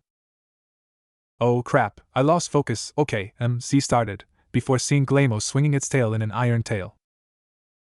"Okay, lay flat to dodge and use dig, and when you come up, bait Glamo in, and keep dodging with dig," Z suggested as Blaze nodded, hitting the deck just in time as Glamo's iron tail flew over his head, his hands frantically removing the ground in the way as he dug a hole, popping up 15 feet away, sticking his tongue out as he jumped back into the hole, popping up elsewhere now, smacking his butt as he kept dodging with dig, the stage floor becoming littered with holes. "Now Blaze, come out underneath Glamo," Z called out, Blaze's voice drifting across the silent room, the Pokemon doing just that as he came up under Glamo, who jumped into the air to dodge, only to realize that Blaze was following it into the air.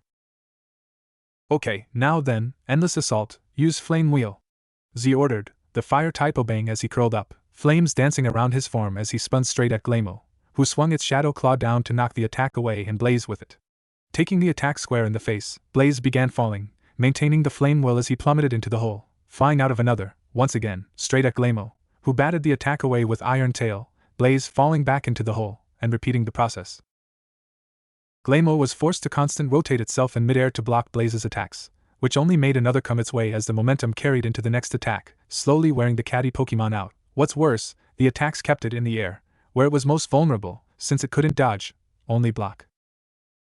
Finally, after one particularly hard attack that knocked it even higher, Blaze fell back into the holes, only for it to stay there as he ordered it to aim down and use flamethrower as a massive rush of flames came out like multiple geysers, all aimed right at Glamo, who couldn't block on every side. "Glamo, point down and spin while using Shadow Claw," Zoe called, Glamo's ears picking up what she wanted as it did that, the attack protecting Glamo as the flames swirled around it, not harming it as it descended back to the hole-riddled floor.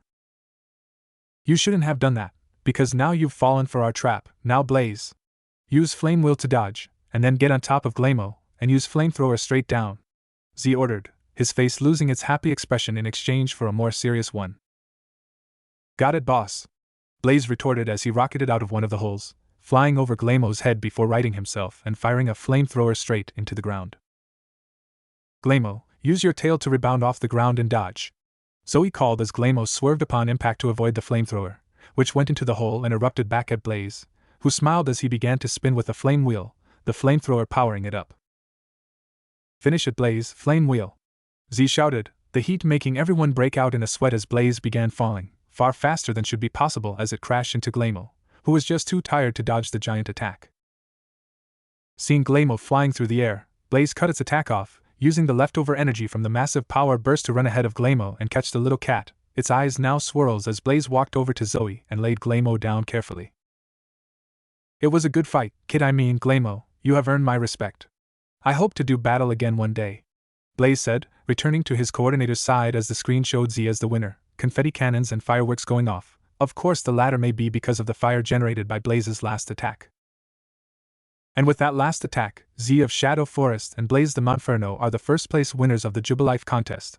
Marion's voice shouted from nowhere as she appeared. After bowing to the crowd and receiving his ribbon, Z met Ash and company as they prepared to leave to Orberg City for Ash's first gym battle. So, you're headed to Orberg City, huh? Z asked as Shadow yawned lazily from his shoulder, her eyes half open. Honestly, Z expected her to be more excited about Blaze's evolution, but she just blew it of like water off a ducklet's back, bringing Blaze's spirits down, that is before he spotted a Starly, which he chased around, shamelessly flirting with it. Yeah, I want to get to my first gym battle, and my first badge, so think we'll see you there? I mean, you have to get a badge too if you want to compete in the Sinnoh League. Ash answered as Pikachu hung off his shoulder, the electric mouse smiling at his trainer's confidence. True, but who said I have to start in Orberg? Technically, I could start wherever and go from there, but most likely, I'll do Sunnyshore's City last. I hate electric types. But who knows, we're bound to cross paths again somewhere, in Floroma Town, or maybe Cestia Town. But tell you what, when we meet again, I want a 3-on-3 battle with you. You got it, so get stronger so you'll be an actual challenge next time. Z contemplated, looking into the sky as a swarm of Staravia began chasing Blaze, who had got too hyped up and fired off his flamethrower, singeing the Starly's tail feathers. Okay, you got it, see you Z, Ash called as he turned to leave, Brock settling for waving goodbye, and Dawn bowed and curtsied. Oh, and Dawn. Z started as the girl turned to see what he wanted. You did well, and tell your boyfriend I said, he better not lose to some no-name arrogant trainer. Z said as Dawn smiled and started to walk away, only to whirl on her feet. Ash and I aren't dating, she yelled, only for Z to smile and turn to leave as well. It's funny, I said boyfriend, and you assume I meant Ash, it makes one wonder. Z snickered as Dawn blushed. She opened her mouth to give a sharp retort, only for Z to have disappeared into a crowd that wasn't there a second ago. Sighing, Dawn turned and raced off to catch up with Ash and Brock, who had went on ahead while she talked with Z. Because of this, she didn't see the smiling face in the upper branches of a tree, a top hat visible a second later as the shadowy figure shifted, the sun breaking through the leaves to shine on Z's head as he dropped down out of the tree, landing with a muffled thud. Snickering, he flourished his hat, bowing low as he swung it out to the side, giving it a small shake as Shadow fell out, flipping in midair to land on her feet as she threw a glare at Z, who shrugged it off. He then stuck his foot out, just in time to catch Blaze running past as he tumbled end over end, skidding to a stop as the flock of flying types swooped down at him, using his new fighting type to their advantage as they barraged the monkey with gusts and air slashes. Sighing, Z caught the pokeball as it fell, the red beam capturing Blaze just time as he returned, effectively dodging the attacks as the birds turned on Z, who snapped his fingers as Shadow leapt at the leader, tackling him into the ground. Really, you called me out for that. He was so weak you probably could have taken him. Shadow complained as she jumped back onto his head, burrowing under the brim of his hat as she vanished into the shadows. Chuckling lowly, Z turned on his heel only to run smack into an oblivious Zoe, as he knocked her to the ground, his larger body keeping him upright. Hey, watch where you're going, Z. Zoe started to berate, only to find it was Z who she had run into. What luck. Hey, you're from Twinleaf Town too, aren't you? Zoe asked as he lent her an arm, pulling the smaller girl to her feet, while he nodded yes, keeping one hand behind his back as he fiddled with something. Cool, so you know where Glamo's sister is then, huh? Zoe questioned once again, her tone hopeful as he pulled his out from behind his back to reveal a piece of metal seemingly sewn onto a cloth strip, a weird symbol carved into it. Yeah, why? You want a guide to find her? Z asked back, as Zoe looked away, her silence as much an answer as if she had shouted it. Grand, a human companion, this trip might actually be good for me, and a feisty redhead to boot, Z said, fingering the headband, the cool metal seeming familiar to him. Why can't I remember what you mean to me? Z whispered to himself, only to hear a faint whisper back. Not just yet, but soon, soon you will remember. It's orange, not red, Zoe yelled as he looked at her with half-lidded eyes, as if he couldn't care less. His next statement all but confirmed it. So, orange, red, they're the same. Only for a new flash to roar into his mind, this one of himself. Naruto was standing in front of a full-length mirror, which reflected back his apparel, a full-body orange tracksuit, with many pockets and a raised white collar. I love orange! Naruto yelled, causing even his own ears to ring in the memory. But orange, or not, it complements your eyes nicely, Z said, starting to turn as he placed the headband back in his pocket. Out of the corner of his eye, he saw Zoe blush. Matches your blush too, Z added with a smile as Zoe took a swing at him, only for his hand to shoot out and catch the offending limb, stopping it dead as he looked at his hand in wonder. Yep, definitely have some hand-to-hand skills. I like orange, and ramen, and I'm having flashbacks of friends that seem to be similar, at least in skills. I wonder if that headband is another piece of this confusing puzzle. Man, I don't even know where I'm from so I can get home. Z said, unintentionally still grasping Zoe's hand, as he had yet to release it with his mind trapped in his thoughts. Feeling the tugging, Z looked down to see the hand still in his grasp, which he then let loose as Zoe rubbed her sore wrist. So, I guess I'm your companion for the next few weeks, huh? Zoe asked, as Z returned to walking away. Yep, although, you're from Snow Point City, right? I always wanted to see snow and ice. Being from the southernmost town in Sinnoh, I don't too much, so tell you what. I'll show you to Shadow Forest, and then you can show me to Snow Point, deal? Z exclaimed, whirling in place to extend his hand towards Zoe, who thought it over and nodded, grasping his hand without interference this time as she said, deal. As the newly formed pair exited the city, Z saw the many wild Pokemon, contemplating their effectiveness in either contests or battles. Not seeing any that jumped out at him, he kept silent, his feet not making a noise as they seemed to glide across the ground. Zoe, walking behind him, noticed his head turning to glance at the wild Pokemon, and heard the low mumbles of, "Nope, I can't see it, maybe later." "You looking for a new performer for your team?" Zoe questioned as Z continued on, not missing a beat as he steeped over roots and holes in the road. "You could say that, but none of these guys have what it takes in my team," Z said, his voice level as he multitasked between conversation and contemplation. "You abuse your Pokemon, how dare you? It's not like they wanted to do this, you know. Just because they don't do what you want, doesn't give you permission to treat them like your property, or punching bags," Zoe exclaimed, her friendly tone gone now for an angrier one as she tried to storm off, which may have happened if Z didn't have a quick retort ready. "I would never abuse my Pokemon, regardless of the fact that some do. I utterly despise them. What I meant is, I won't just take any Pokemon into my care, only one that wants to come, and I wouldn't want to take a Pokemon away from its friends and or family. In fact, Shadow came with me because we work well together. There is a bond that any trainer or coordinator should have with their number one, their first Pokemon. Blaze was the last one at Professor Rowan's lab, and had some anger issues about being left behind because some floozy blue-haired girl decided a stupid water type was a better choice than his hot-headed self.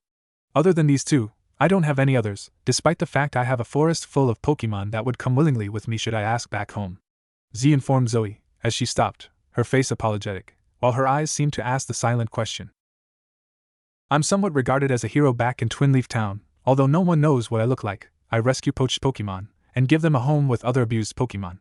Silver was one such case. I found her on the wrong end of a rapid Bisel, after her trainer decided she wasn't needed. Ironically, she left to try and find her sibling, Gray, or as you know it, Glamo," Z continued as he ducked under a low-hanging branch. "Only to find a small spring with Pokemon around it, drinking and having a generally merry time as a few sparred off to the side, keeping it to physical attack so as to prevent damage to the surrounding forest. Entering the somewhat large area, all the Pokemon immediately noticed the newcomers as several scattered back into the forest, hiding themselves. Others instead sacrificed themselves as they formed a barrier between Z and Zoe, and the fleeing Pokemon. There were 3 Ursaring, 5 Bidoof, 2 Mewtwo, and the most likely leader, a shiny Licky-Licky. The Licky-Licky stepped forward, and stuck its tongue out before curling the end, as if giving a bring-it-on gesture. Dropping his hat, Z pulled out 2 Pokeballs, tapping the tops as Blaze and Shadow came out, both prepared for battle. Behind him, Z heard Zoe do the same, releasing her Glamo and Misdreavus. Then, as if by some unspoken order, all 4 Pokemon engaged the wild ones, Shadow launching a Shadow Ball at the Mewtwo, who leapt apart. Next up was Blaze, who barreled straight at the Licky-Licky, using Flame Wheel as he tried to hit the big yellow Pokemon, missing when he was blindsided by a powerful Brick Break, throwing the fire type into a tree as he saw the Licky-Licky smirk and swing his tongue around. Looking next to him, Z saw Zoe leading her Pokemon through intricate maneuvers, a byproduct of being a coordinator. You learn how to work with multiple Pokemon at once. Chuckling to himself, Z turned back to his Pokemon's battles, Shadow utterly dominating the poor Mewtwo, Blaze, not so much. Shadow smirked to herself as she dominated the battle between her and the Mewtwo. Despite the better numbers, Shadow had experience, which showed as she dropped low, dodging the independent Razor Leaf attacks, which instead hit each other, knocking them back as Shadow popped up, launching a quick Shadow Ball that knocked one into a tree, the grass type fainting. Turning on the other one, she saw it looked mad as it tried for a straight head-on attack, Shadow jumping over the Mewtwo, firing off another Shadow Ball which the little grass type dodged, responding in turn with a quick set of Razor Leaf, which hit the airborne Shadow, who shrugged the attack off. Blaze, on the other hand, was struggling to even get close to the Licky-Licky, who kept swatting attacks away its giant tongue. Blaze breathed heavily before launching another flamethrower at the yellow Pokemon, who simply smiled and licked the flames, dissipating them before raising his tongue into the air, a long strand of lightning appearing from no visible cloud, striking the tongue, and redirecting at Blaze in a thunderbolt, which Blaze rolled to the side to avoid, the attack decimating the tree behind him. Shadow fell to the ground, righting herself, landing on her feet as she practically bounced off the ground, tackling the Beauty, who crashed into the other one, knocking both out, Shadow lifting her head in a rather haughty pose. Turning to Blaze's fight, she saw him having trouble, so decided to help, using Dig to come under the Licky, who didn't seem to feel it. Jumping out the hole, Shadow ran to Blaze's side as he was down on one knee, the fight really getting to him. Not paying attention to their opponent, Shadow paid for it as she was thrown away by a vicious brick break, knocking the wind out of her as she slammed into a rock, sliding to the ground. Forcing herself to her feet, she barely had time to dodge an equally vicious power whip, which clear-cut the rock she had struck as she jumped over it, not really able to fight from long range with a normal type like Licky since her only attack she felt comfortable using at long range was a ghost-type move. Blaze, think you can manage a flamethrower for Shadow Flame Spear? Shadow asked her battle partner, the young monkey nodding as he inhaled deeply, breathing out a flamethrower, Shadow adding the Shadow Ball, as the attack swept over Licky, who cried out but forced itself to remain standing, its round body charred black by the attack. But it endured, preparing its counter-attack as it raised its tongue once again, the thunderbolt hitting the tongue only for it to swing in a mid-level arc, its already powerful power whip supplemented by thunderbolt as it struck both Pokemon in the side, throwing the pair clear across the spring, both of them crashing into the water with a massive splash. As they rose to the surface, both seemed at the end of their ropes, Blaze injured across his entire body, the water not helping matters. Shadow was just injured on her midsection, making it painful for her to breathe. You want to try it, or give up? Blaze questioned his crush, who considered it before nodding in the affirmative, both Pokemon actually excited to try this combo. Z never wanted to use it, especially considering how powerful their Shadow Flame Spear was, especially aided by Blaze's ability. Hey boss Z, we're going to try it, okay? Shadow and Blaze shouted back, Licky not attacking as it caught its breath from the fighting. Fine, just be careful, and please try not to kill anything, K? Z retorted, as he sat down, watching his two Pokemon preparing their ultimate attack. Hearing a thud next to him, he turned slightly to see Zoe sitting down with a smile. What are they doing? Zoe asked, her Pokemon having won their respective battles. I have a penchant for combinations. This is their current most powerful one. The last one destroyed 2 trees, and almost a giant stone, only with beating both Ash's Pikachu and Dawn's Piplup. For obvious reasons, I don't favor this attack, but they want to try it, and who am I to deny my partners the chance to show off how well they work together? In Shadow's mouth, a slowly forming purple ball could be seen, appearing to be multiple rings spinning around each other, while Blaze braced his body. This combo was difficult when they were doing their best, but that was when he was a little chimchar. Now, he had some actual speed, helping the combo.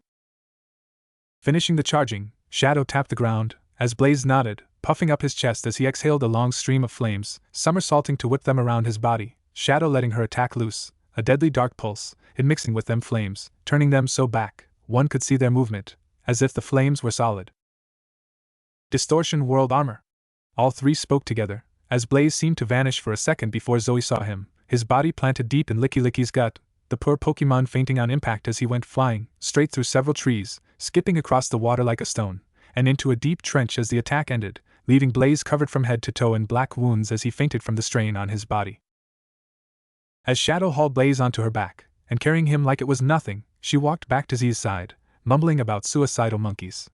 So, you think we should take him with us? He put up a good fight, even if I was somewhat limited. Shadow asked, shifting slightly as a necklace could be seen around her neck, a dull gray oval stone the only thing attached. I suppose we could. He would be useful in my gym battle, and he seems to have a decent grasp of combos with others. Sure, I need a normal type anyways, to help Blaze get a grasp of his new fighting typing. Z answered, Zoe looking on in awe still, not hearing the discussion occurring between trainer and Pokemon. Fishing around in his hat, he pulled out a heal ball he had purchased in Jubilife City. Tapping Licky's head, it disappeared into the ball, rocking gently in Z's hand before giving a soft ding. Undecided. I'm going to miss you, come back soon. I don't want to lose you so soon after finally finding you again. Silver yowled to her sibling as the sun began to set. Z and Zoe had arrived almost a week ago today, and after a brief run through the thick underbrush, Z had managed to lead her and Glamour to Silver's home, a small carved-out tree with multiple levels, a nearby spring, and all other necessities for a young Glamour. I'll miss you too, but just think maybe you can go with Z, come on an adventure too? Glamo questioned softly as it struggled to keep a level tone, its normally bright eyes dotted with tears as Glamo tried to say goodbye to Silver. No, I've had enough adventure to last my 4 of my 9 lives, thank you, and besides, Z wouldn't want me on his team, he'd be worried sick trying to keep me safe, just like a mama Glamo. Silver said, while Glamo nodded in agreement. Just from the short time it had met Z, the young male seemed to be a wonderful owner, if a touch overprotective, and that was with newcomers and what she deemed herself his strongest. True, but I don't want you to sit around and become lonely. Make some friends, get a mate, conquer a town, live a little, why don't cha? Glamo said back as the pair walked back to the designated meeting place, a nearby cave which protected them from the weather. Silver looked away, her whiskers twitching as she tried not to meet her sibling's face. Gathering up her courage, she mumbled, "Who said I hadn't?" Glamo paused for a second, only its tail twitching before it whirled on its back paws, shoving its face right into Silver's. What? Why haven't I heard about this until now, my little sister, the social mothim? Glamo exclaimed, only causing Silver's cheeks to grow even redder. Maybe because I didn't want you to know, or is some privacy too far above your furry head? Silver retorted, turning away in mock indignation, calmly batting a paw at Glamo, who took the bait and pounced, the 2 catty Pokemon rolling around in the dirt as they tussled just like old times. The play fight went on for 5 more minutes until a cold voice stopped them dead. You 2 pussies having fun? The voice seemed an octave too low, yet strangely familiar as both turned slowly to locate the speaker. It was lucky that both cats were decently trained, as a heavy weight tried to land on them, leaping from a branch of a tree as both Pokemon rolled over, facing the threat, a massive Purigly. Hello, Tubby. You got any good meals lately? Because you sure look like it. Silver snarled at the fat cat, its obese body a stark contrast to the lean and lithe bodies of Glamo and Silver, Purigly's pre-evolution. Why you little, I'll show you! Body slam! Tubby shouted as he jumped up, aiming to crush one of the 2 siblings under his heavier body. Glamo's senses were honed in battle, so it managed to roll to the side to dodge. However, Silver was not so fortunate, and jumped to the side, tripping over her tail. Tubby capitalized on this as he leapt on the smaller cat, using bite on her tail and dragging her away with speed that belied his large and flabby form. Glamo tried to chase him, only for Tubby to use double team and flee into the forest in multiple directions. Unable to help Silver, Glamo ran off to the camp, where Z and Zoe were not to be found. Most likely in Twin Leaf, I swear, just when you need a human most, they go off and do something like this. Maybe Shadow or Blaze will help. Tuffy doesn't seem like the type to run off on a tangent to help a random Pokemon. Glamo thought as it found the dark type sleeping, which was par for the course. Shadow, I need your help. Some Purigly named Tubby got Silver and dragged her away. We need to scour the forest to find her, Glamo said urgently, causing the black fox to slightly open her eyes. Tubby, you think he learned his lesson after getting the oversized stuffing knocked out of him the first time? You don't need me to beat him. Take Blaze, or maybe Tuffy, either one should be enough. Shadow exclaimed as she rolled over, closing her eyes again. Dang it, come on Shadow, this isn't the time to be taking a nap. Silver may be fighting for her very survival right this moment. Stop being lazy and come on! Glamo yelled, bring both Tuffy and Blaze to her side. Shadow rolled back over, her cold eyes lacking their usual cheerfulness as she retorted with an equally cold tone, I'm not lazy, I just don't want to fight a fight that bores me, it's too troublesome. I've done the same battle at least 30 times already in the past months, and never lost. I only fight to have a challenge. After the first 15 times, unless you impress me, I won't fight you. Besides, if anything, Silver won't be fighting, at least not for her survival. Tubby is a bully, but he only does it to protect himself. Shadow pushed herself up into a sitting position, yawning before continuing her story. Tubby used to be a magnificent Glamo, with a perfect battle record. He could have had any female Glamo he wanted, and knew it too, and then he met Prissy. Prissy was the epitome of a contest Pokemon, with ribbons covering every inch of her fur. Tubby thought she was beautiful despite her despising battles since they messed up her fur nonetheless. Tubby courted her, and they were set to be mates, that is, until a rival Purigly came along.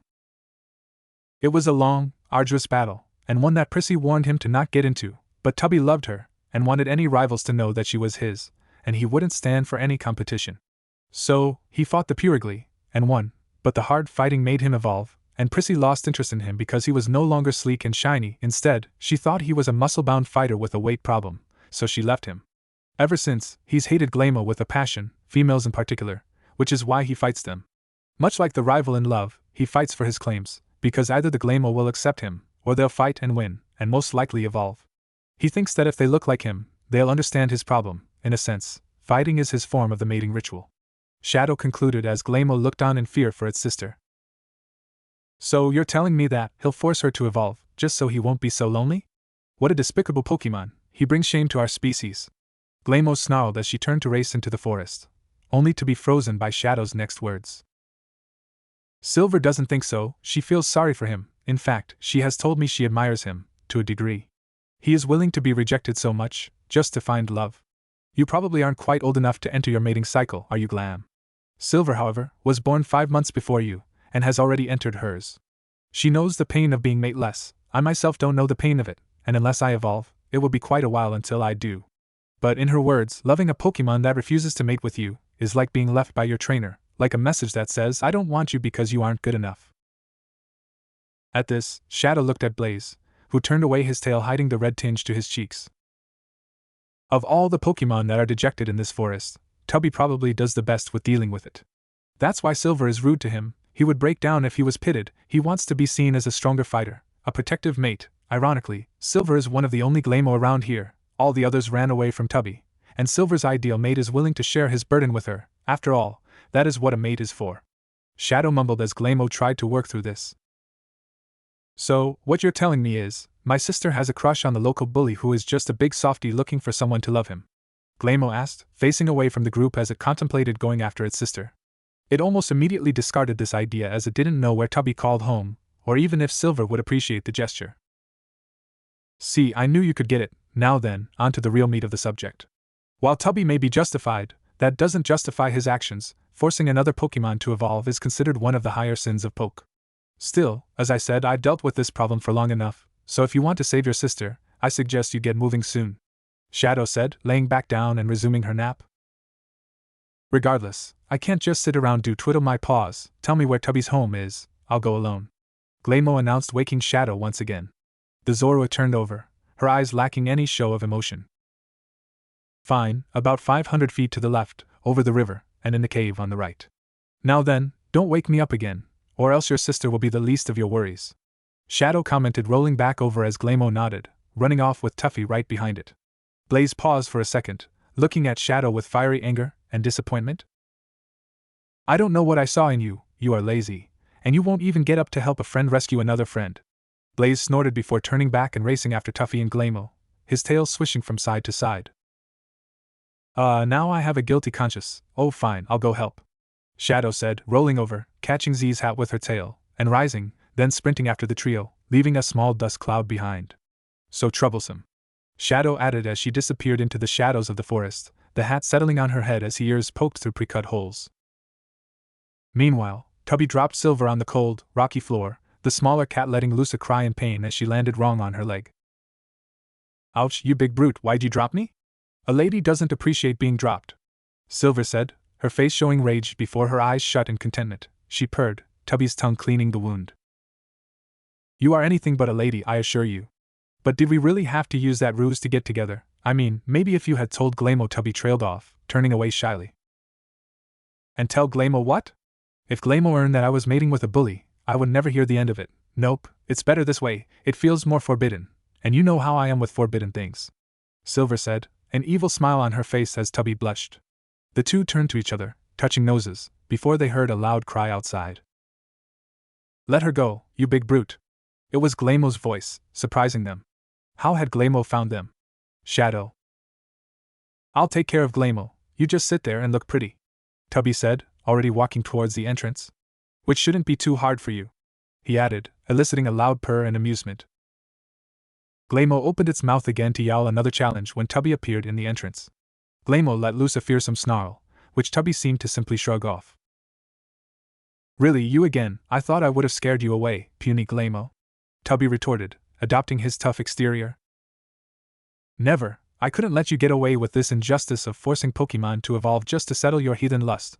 My friends agree with me, and through us, justice will be served this day, Gleimo yelled, Blaze fist pumping the air, Tuffy's tongue hanging limply from his mouth, a line of saliva connecting it to the ground. Fine, stronger Pokemon than you have tried and failed to breach this fortress, so come at me, and prepare to lose, Tubby shouted back, his eyes squinted in anger as he opened his mouth, calling out an attack, quick attack. The fat cat flew at the trio, bowling them over like ninepins. Meeting a tree, He used his speed to backflip into the air, plummeting to the ground in a brutal body slam, barely missing a recovering Blaze, who let loose a stream of flames which Tubby swatted away with his tail. Retaliating, Tubby used Double Team and charged Blaze, using Bite on Tuffy's tongue as it swept into his vision, Glaymo using Iron Tail to take out 3 copies as Tubby barreled into the monkey, throwing him back into the river. Seeing Tuffy charging up a thunderbolt, Tubby wrapped his tail around Blaze's neck, throwing him in the way of the attack as lightning danced around his body, the water only making it worse as he fell to the ground with swirls in his eyes.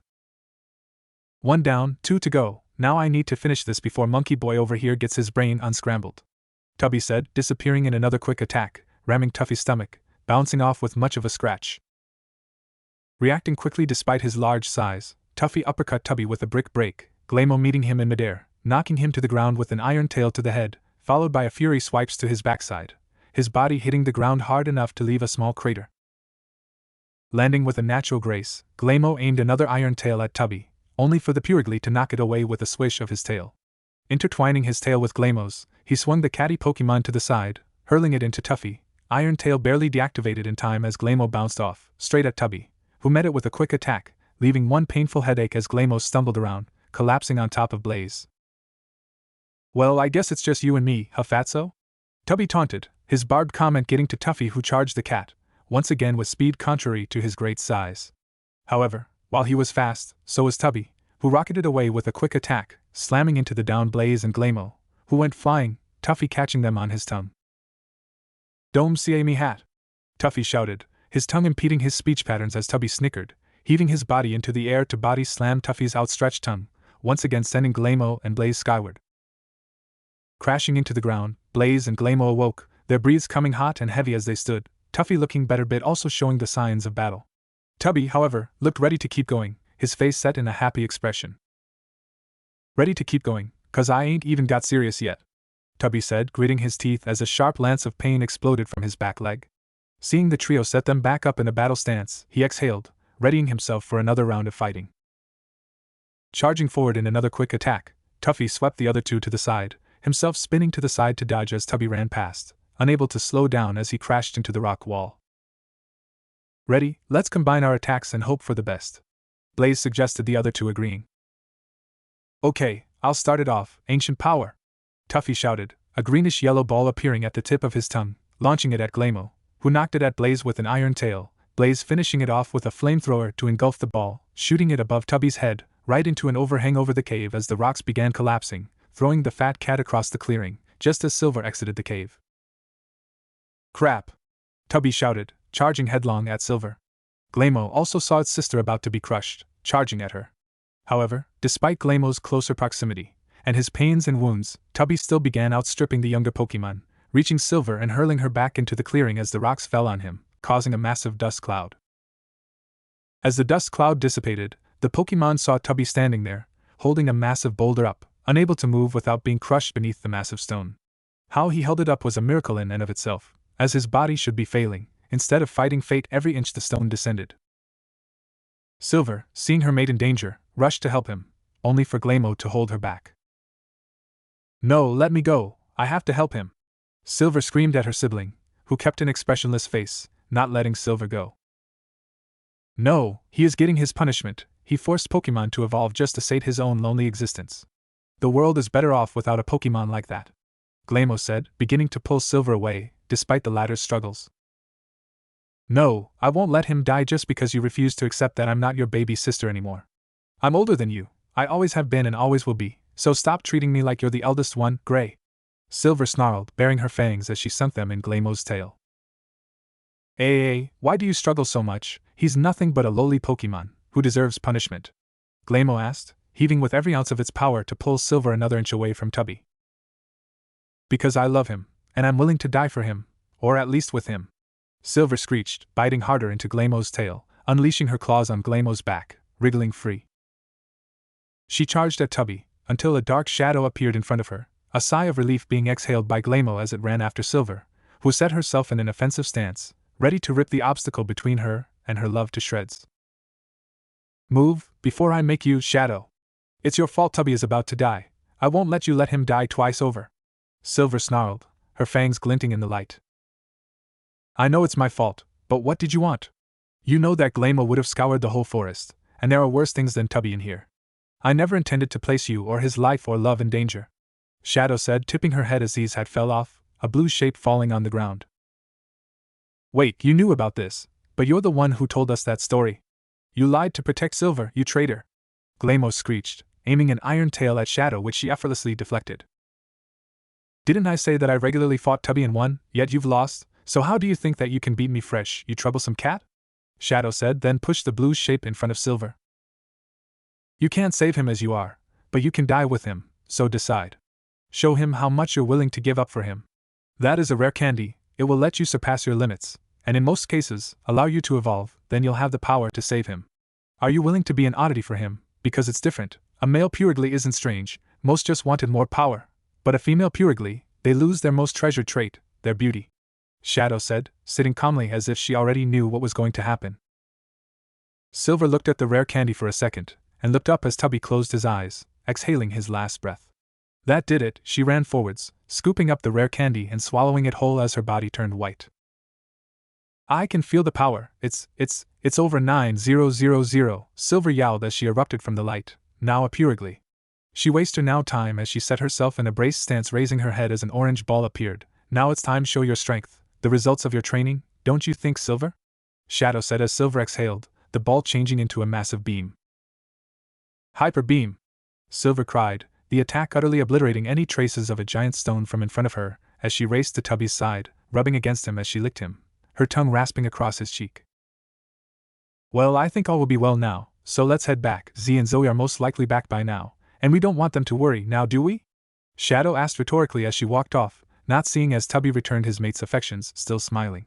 She also didn't have to look back to see Tuffy, Blaze, and Glamo trailing behind her, the memory of this day forever imprinted in their minds.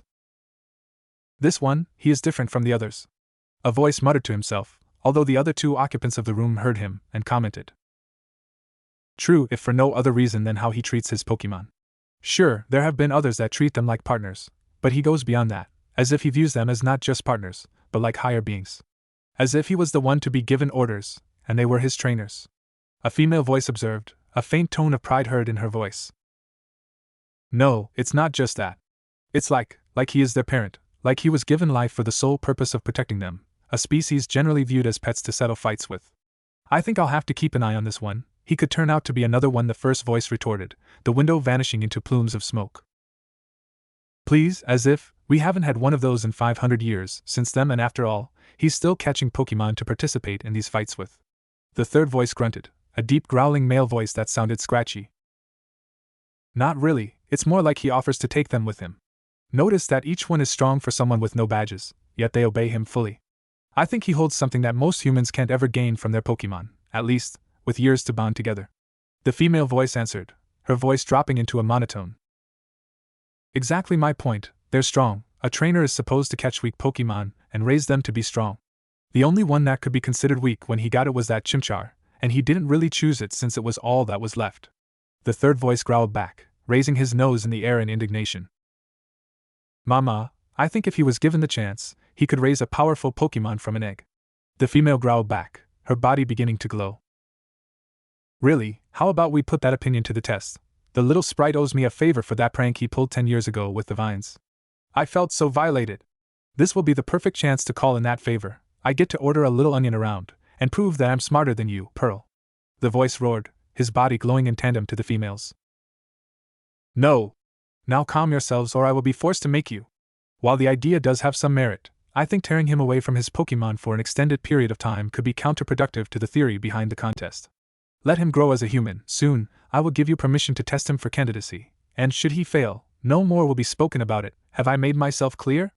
The first voice said, his roar far louder than his visitors' voices combined, his power supplementing it. Yes, father, you have made yourself painfully clear. The two voices answered before butting heads and snarling at each other, which resulted in both being sent flying as their father kicked both out. Honestly, you'd think that godly beings would be more mature, but no. The father said before reforming the cloud window, watching the boy on the screen. Still, what is it that makes you tick? What makes you different, Naruto Uzumaki?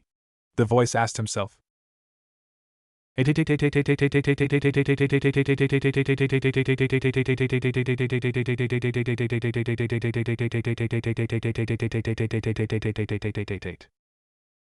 Meanwhile, Z and Zoe had left Shadow Forest and were headed for Snowpoint City, where Z had decided to have his first gym battle. They were only halfway back to Jubilife City, and the projected trip would take upwards of 2 weeks to complete, but Z didn't mind as it gave him more time to train his friends for the surely hard battle. Hey Zoe, what type of gym is the Snowpoint City gym? For that matter, who is the Snowpoint City gym leader, a boy or a girl, are they old or young, cute or ugly? Z asked his traveling partner/guide to Snowpoint City. The orange-haired girl looked at him with a look similar to Shadow's when she was planning something. I'm not telling, that way you won't be able to prepare for Miss Senior's battling style. Zoe answered with an upturned nose as she stuck her fingers in her ears to block out Z's questions. Fine, you don't want to help me, I won't help you either. I'll just have to wing it, I suppose, and hope for the best. We should be able to pull it off without a hitch so long as she doesn't have any normal and flying dual types. Shadow always has trouble with those. From what I do know, which is that Snowpoint City is the northernmost city with a gym, I would guess fire or ice types to deal with the intense cold, maybe water, but most definitely not dragons. Z pointed out as lightly pushed Zoe, the girl stumbling to the side before falling to the ground, Shadow snickering from her perch under Z's hat. What was that for, and what do you mean you won't help me? I don't need your help with anything. Zoe shouted as Z gazed at her with a look of pure confusion. HH, you say something, I couldn't hear you over them. He retorted, then it was Zoe's turn to be confused. Who's them? She asked, only for her ears to pick up a faint screaming before 2 humans crashed into the ground, right where she was standing seconds ago. Oh, them. She added, Z nodding. Okay, now then, who are you 2 punks, and what are you doing falling from the sky? You almost injured my slave. Z deadpanned to the 2 kids who tried to climb out of the hole they made. Yeah, WH, what do you mean slave? Zoe amended as Z offered a hand to one of the shadowy figures, pulling them up while the other tensed their legs and jumped up and out of the hole, landing safely on the ground with a dull thump. The crouching figure was pulled to their feet by their partner, who went to speak, only to inhale the remaining dust, causing them to break into heaving coughs that sent them to their knees as they struggled for oxygen. Seeing their partner down, the other one spoke in their place. Sorry, I was tickling, so they spoke, their voice neutral in tone and pitch, preventing Z, Shadow, or Zoe from guessing to their gender. Before they could continue speaking, their partner knocked them down, taking over the conversation with a quick, hush, we can't tell them that. To his partner, as his voice was distinctly male. With a few more coughs, the dust cleared, and Z could see both people, well, kids, since they looked about his age. One, the second person, had lime green hair styled back into a pointy tail, with 2 grayish-green lines running back to his forehead on the sides on his hair. His eyes had black eyeliner around them, the eyes appearing happy despite scolding his partner seconds before. His mouth beheld a slight smirk, and even when it was open, Z couldn't see any teeth visible. Sorry, we were having a race on our Pokemon when we hit a strong updraft. Our Pokemon ran out of oxygen and fainted, causing us to fall. My name is Seal, and this strange one is Trick. Now then, may I ask, who are you? Seal asked as Trick hit him with a full-body tackle, throwing the boy to the ground. Z looked at Trick, noticing her shoulder-length bright pink hair, along with a pair of goggles that rested on her head, keeping their bangs in place. Their eyes shimmered brightly in happiness, and their mouth was upturned slightly in a hidden smile. They wore a pale pink jacket over a pale purple shirt, and had on a pair of blue jeans. Shut up, Seal, and I'm not strange. Now then, get up before I have to use my awesome ninja powers to beat you up again. Trick declared as the neutral-gendered person helped their partner up. Excuse me, but are you a boy or girl, Trick? Zoe asked, Z cringing as the pink-haired entity began to turn slowly, their neck creaking like a piece of metal before it grew giant, the force of the wind expelled shooting Z and Zoe into the trees. I'm a girl, you baka! Trick yelled before Seal's hand on her shoulder caused her to calm down. Now then, before was so rudely interrupted, Trick pouted cutely. I was asking your names, I believe? Seal finished.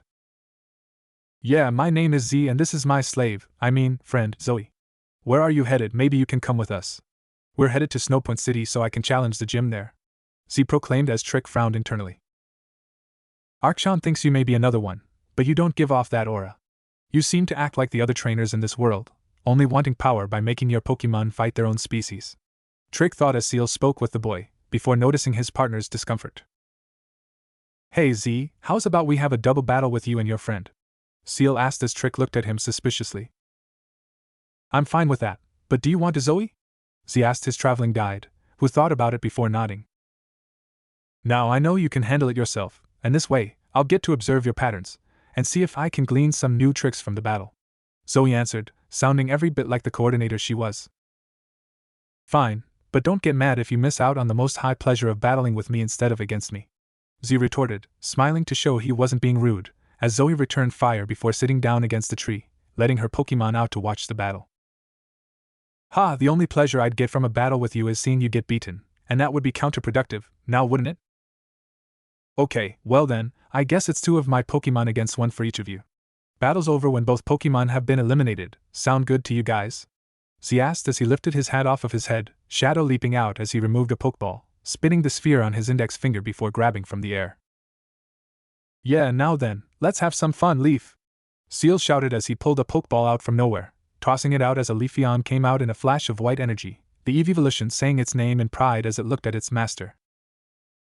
Humph, prove yourself to me, Z. Go my friend, Galade. Trick shouted, a look of anger on her face as she glared at Z, who looked confused as a Galade took its place on the field beside Leafeon, the 2 bumping fists/paws in friendship. Okay, well, I suppose can do that. Blaze, Shadow, battle for me.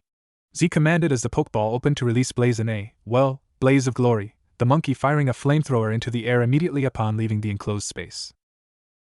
Alright, about time you let me out to play. Now then, who do I have to beat today? Blaze asked, Z pointing across the clearing to the team of Galade and Leafeon. Shadow running along his arm and leaping to beside her partner, a foxish smirk on her face as she felt that this battle would be an actual challenge for her, something she looked forward to. Okay, I'll start it off. Blaze used flamethrower on that Leafeon. Shadow, use Shadow Ball right behind him. Z ordered as his 2 Pokemon nodded, following the orders as Blaze puffed up his chest, releasing the red-hot flames that the grass type, who smirked before swinging her tail around to end multiple razor leafs at Shadow, who rolled to the side to dodge, moving further and further away from Blaze. Then, the Galade leapt in front of the stream of flames, his arms glowing black as he used Night Slash to split the flames to the side, Leafeon running up his back, firing more razor leafs at Shadow, who once again jumped back before firing an extra-large Shadow Ball at Galade. Leafeon reached the top of Galade's head, sprang off to slam her tail on the Shadow Ball, knocking it down as it exploded, encasing the field in smoke as dual cries from both Blaze and Shadow echoed across the forest. As the smoke cleared, Cold see Galade standing in the center of the clearing, his arms crossed, Leafeon sitting on his shoulder. Shadow was standing on all 4 legs, panting heavily, her body littered with scratches as Leafeon smirked at the female dark type, Blaze laying face down as Galade glared at the male fire/fighting dual type. Grunting with pain, Blaze forced himself back onto his knees as he too breathed heavily, sending a glare at Galade that could have melted an Articuno. Z removed his hat, digging around in it before bringing out 2 potion bottle full of a pink mixture. Calling his 2 Pokemon over, he sprayed them with the contents, the 2 creatures sighing in relief as the pain left their bodies. When he was done, 1 bottle was left, and Shadow and Blaze looked ready to race UMT Coronet. Okay guys, what happened in the smoke? Those 2 must have used a pretty strong attack to put you down so quickly? Z asked as Shadow answered her friend, turning to glare at Leafeon, who seemed to be chuckling at her weakness. X-Scissor, with leaf blades. Shadow answered, while Blaze snorted, the little team used Psychic and Psycho Cut. Fine, we just have to watch ourselves from now on. We got too full of ourselves and almost lost because of it. From now on, I don't care how weak they may look, take them seriously. Z said as his Pokemon nodded, going back to the battlefield to fight once again. Z began coming up with a plan before a grin creeped across his face, making him seem like a killer out of a bad film. Both of you use dig to hide, then let's put on a show. Z said, Shadow glancing at him and seeing the look in his eyes, the trainer trying to share his plan through his eyes alone. Getting the gist of it, Shadow smirked, whispering it into Blaze's ear as they jumped up, digging into the soft earth, disappearing from view. For a few seconds, nothing was heard, the pair ordering their Pokemon to keep a close watch for them to appear, and not to chase them into the tunnels. Then, dull explosions could be heard, the earth rumbling slightly as black smoke suddenly plumed out of the holes, 2 figures appearing out of them, one obscured by the smoke, the other climbing out of the hole, revealing Blaze, a wide grin on his face as Trick ordered Galade to attack him, and Seal ran out the other figure. As Galade got closer, he swung his arms like whips, sending blades of pure energy at the monkey, who weaved around the attacks before ramming his head into the dual type's gut, knocking the wind out of his lungs before rolling forwards, planting both feet into his chest, sending the evolved form of Ralt skyward. Then, his chest puffed out as he prepared to launch his attack, the psychic type smirking as his eyes glowed blue, showing the use of psychic to throw the monkey away to avoid the attack, only to see a smirk as the monkey didn't budge, instead firing a mass amount of shadow balls that plowed into Golade, sending him even higher. What? Why didn't that work? Monferno's a fighting type. That move should have put him down on one knee, not smile. And Shadow Ball, Monferno doesn't know that move, Zora does. Zoe mumbled as she saw Blaze smile bigger, his form shimmering and becoming encased in purple as he grew to a humanoid Pokemon that raced at Leafeon. Meanwhile, Leafeon charged the obscured figure, only to find that instead of Shadow, it was Blaze, and the monkey expelled a large stream of fire that Leafeon couldn't dodge. The red flames washed over it, sending it back before Blaze plowed into her with Flame Wheel, sending her back more, firing yet another flamethrower at the grass type, only for it to split the stream with a leaf blade, the grass type smirking as it raced at Blaze, firing razor leaves as it ran before jumping and corkscrewing in midair to ram its head into Blaze's chest.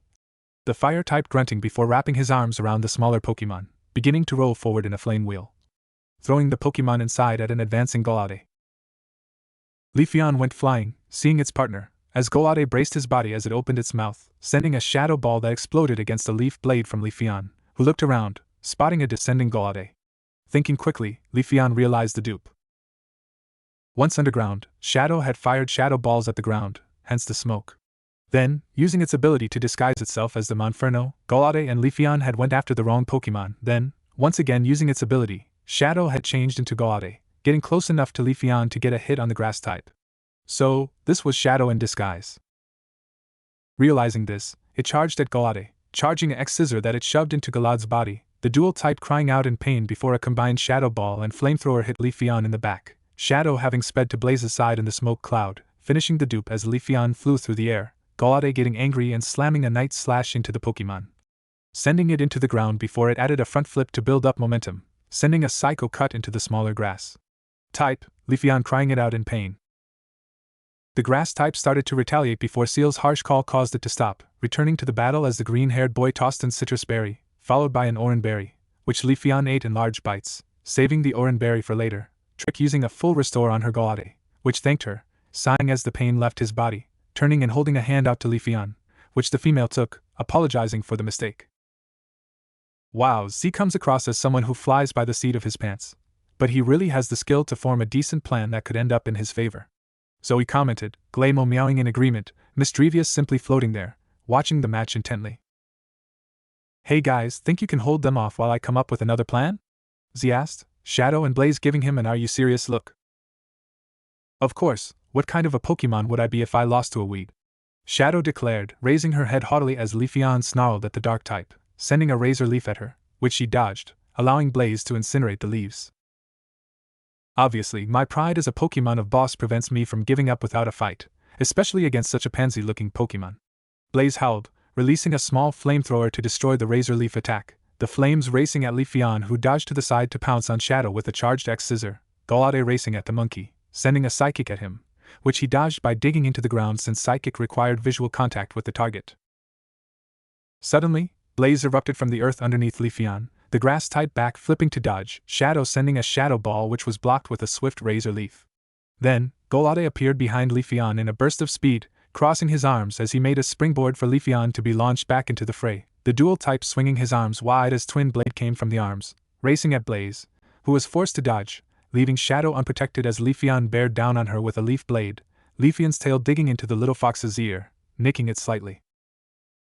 Shadow growled before biting down on Leafeon's paw, the grassy evolution crying out in pain as Shadow yanked as hard as she could, throwing the grass type up as Blaze buzzsawed into her body, sending her rocketing into Golade, who caught the Pokemon, smirking as he raised his arms, all the clouds clearing away as revealed the sun shining brighter than before. Sunny day, and with Leafeon's chlorophyll, this just got harder, especially if that little weed knows synthesis. Blaze echoed Shadow thoughts before Leafeon raised her tail up, the limb becoming bathed in bright green that spread over her body in waves. Speak of the Giratina, well, guess we should take this to the next level. Shadow observed as she sighed, kicking a small pebble around before charging in a Shadow Ball encased tackle into Golade, eliciting a grunt of pain before Blaze released a washing bath of pure flame on Golade, Shadow vanishing before she was hit, only to launch a Shadow Ball at Leafeon from behind her, knocking her into Golade, the flames blocked from her body by Galade's body. However, this had the effect that Golade couldn't move without Leafeon getting hit by the attack. Sure, she could take it, but that would just be cruel. So, crossing his arms, his body became enveloped in a bright blue glow, before Leafeon smirked, sinking her teeth into his leg. Galad's ability kicked in, justified, which made it more powerful when hit with a dark-type move, such as Bite, which Leafeon kept doing, raising his power higher and higher before the flamethrower finally ended, and he rocketed from his place, the sword dance, and his ability, making his physical attack super-powered as his arms seemed to suck in the surrounding light as he used Night Slash, sending Blaze flying into a tree. The trunk breaking in half from the impact. Then, before she could react, Shadow was sent flying after him. "Who's the pansy now, you little ember?" Golade shouted as he flew at the pair, his arms behind him as he flung them forward, glowing black as he used Night Slash again. Only this time, Blaze managed to dodge, bending backwards at the knees as Galad's arms flew over him, decapitating the next 5 trees behind him as the blades flew from his arms. "Psycho cut with Night Slash sounds painful. I'll have to make sure not to get hit by it," Blaze said, as he backflipped, dodging yet another Night Slash, then another as he was forced to keep flipping and ducking to dodge the attacks.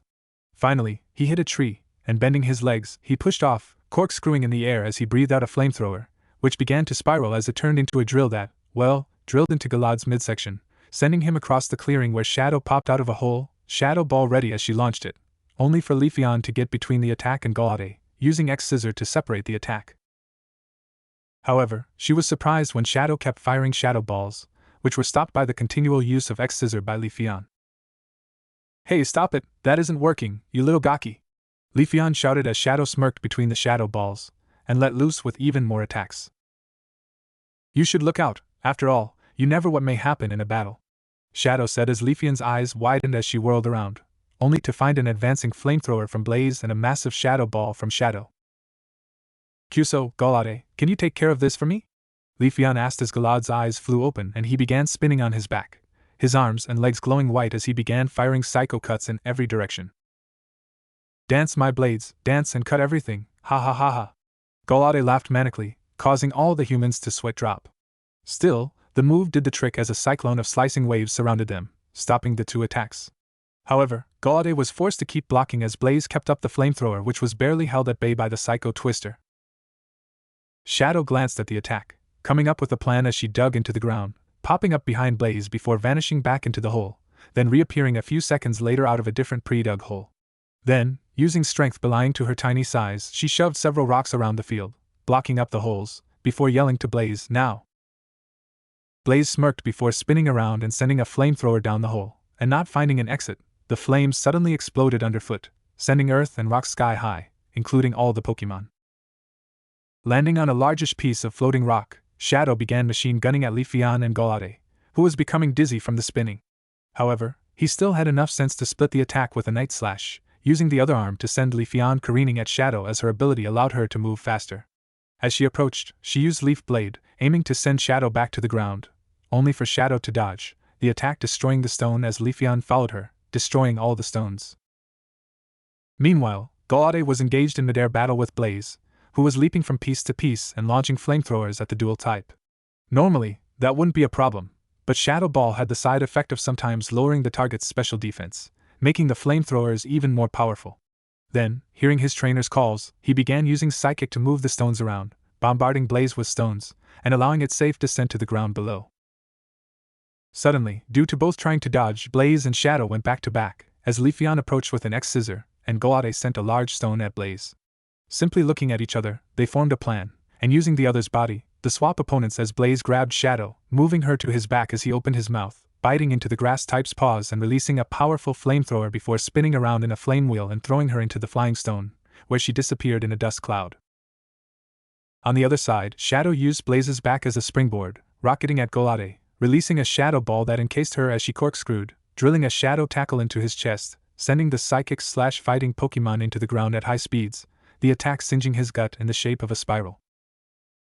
Back with Blaze, he landed on another stone, bracing his legs as he shot off again, slamming a punch into Leafeon's body, before allowing the effects of Sunny Day to take effect as his fire-type moves became more powerful since he was closer to the sun, with an unbroken beam on him. His chest swelled up before he expelled all the fire inside in a powerful beam-like attack that pushed Leafeon through the stone, and down to earth next to Golade, both Pokemon crying out in pain as they forced themselves to their feet, Blaze and Shadow landing safely and softly somehow. "Think we should let them witness our awesome teamwork?" Blaze asked, as Shadow breathed heavily, nodding. Shadow started charging the attack, only for them to lose sight of their opponents as Leafeon sent as many razor leaf attacks as she could, and Golade used Psychic to turn them into a giant twister of doom as the leaves sliced into their already battered bodies. Finally, the attack ended, but Leafeon had consumed the Oran berry from before, and was ready for another round as Blaze kicked in, Blaze's tail turning into a veritable bonfire in terms of size. His midsection swelled to impossible proportions, and Shadow formed a shadow ball as big as an Steelix, and then they launched the attacks, the flamethrowers doubling in size and turning black as night. However, rather than get worried, Leafeon and Golade released the powerful beam attacks they were charging as Leafeon unleashed a solar beam that dwarfed her in size, and Golade threw a focus blast that rivaled Shadow's shadow ball in terms of size alone, let alone power. As the two attacks clashed against each other, two walls built up from the energy between them, one pure black, the other pure white. From how many wounds littered both the makeshift battlefield and the Pokemon's bodies, everyone knew that this attack would decide the winner. Z looked around the field, spotting a stunned Zoe.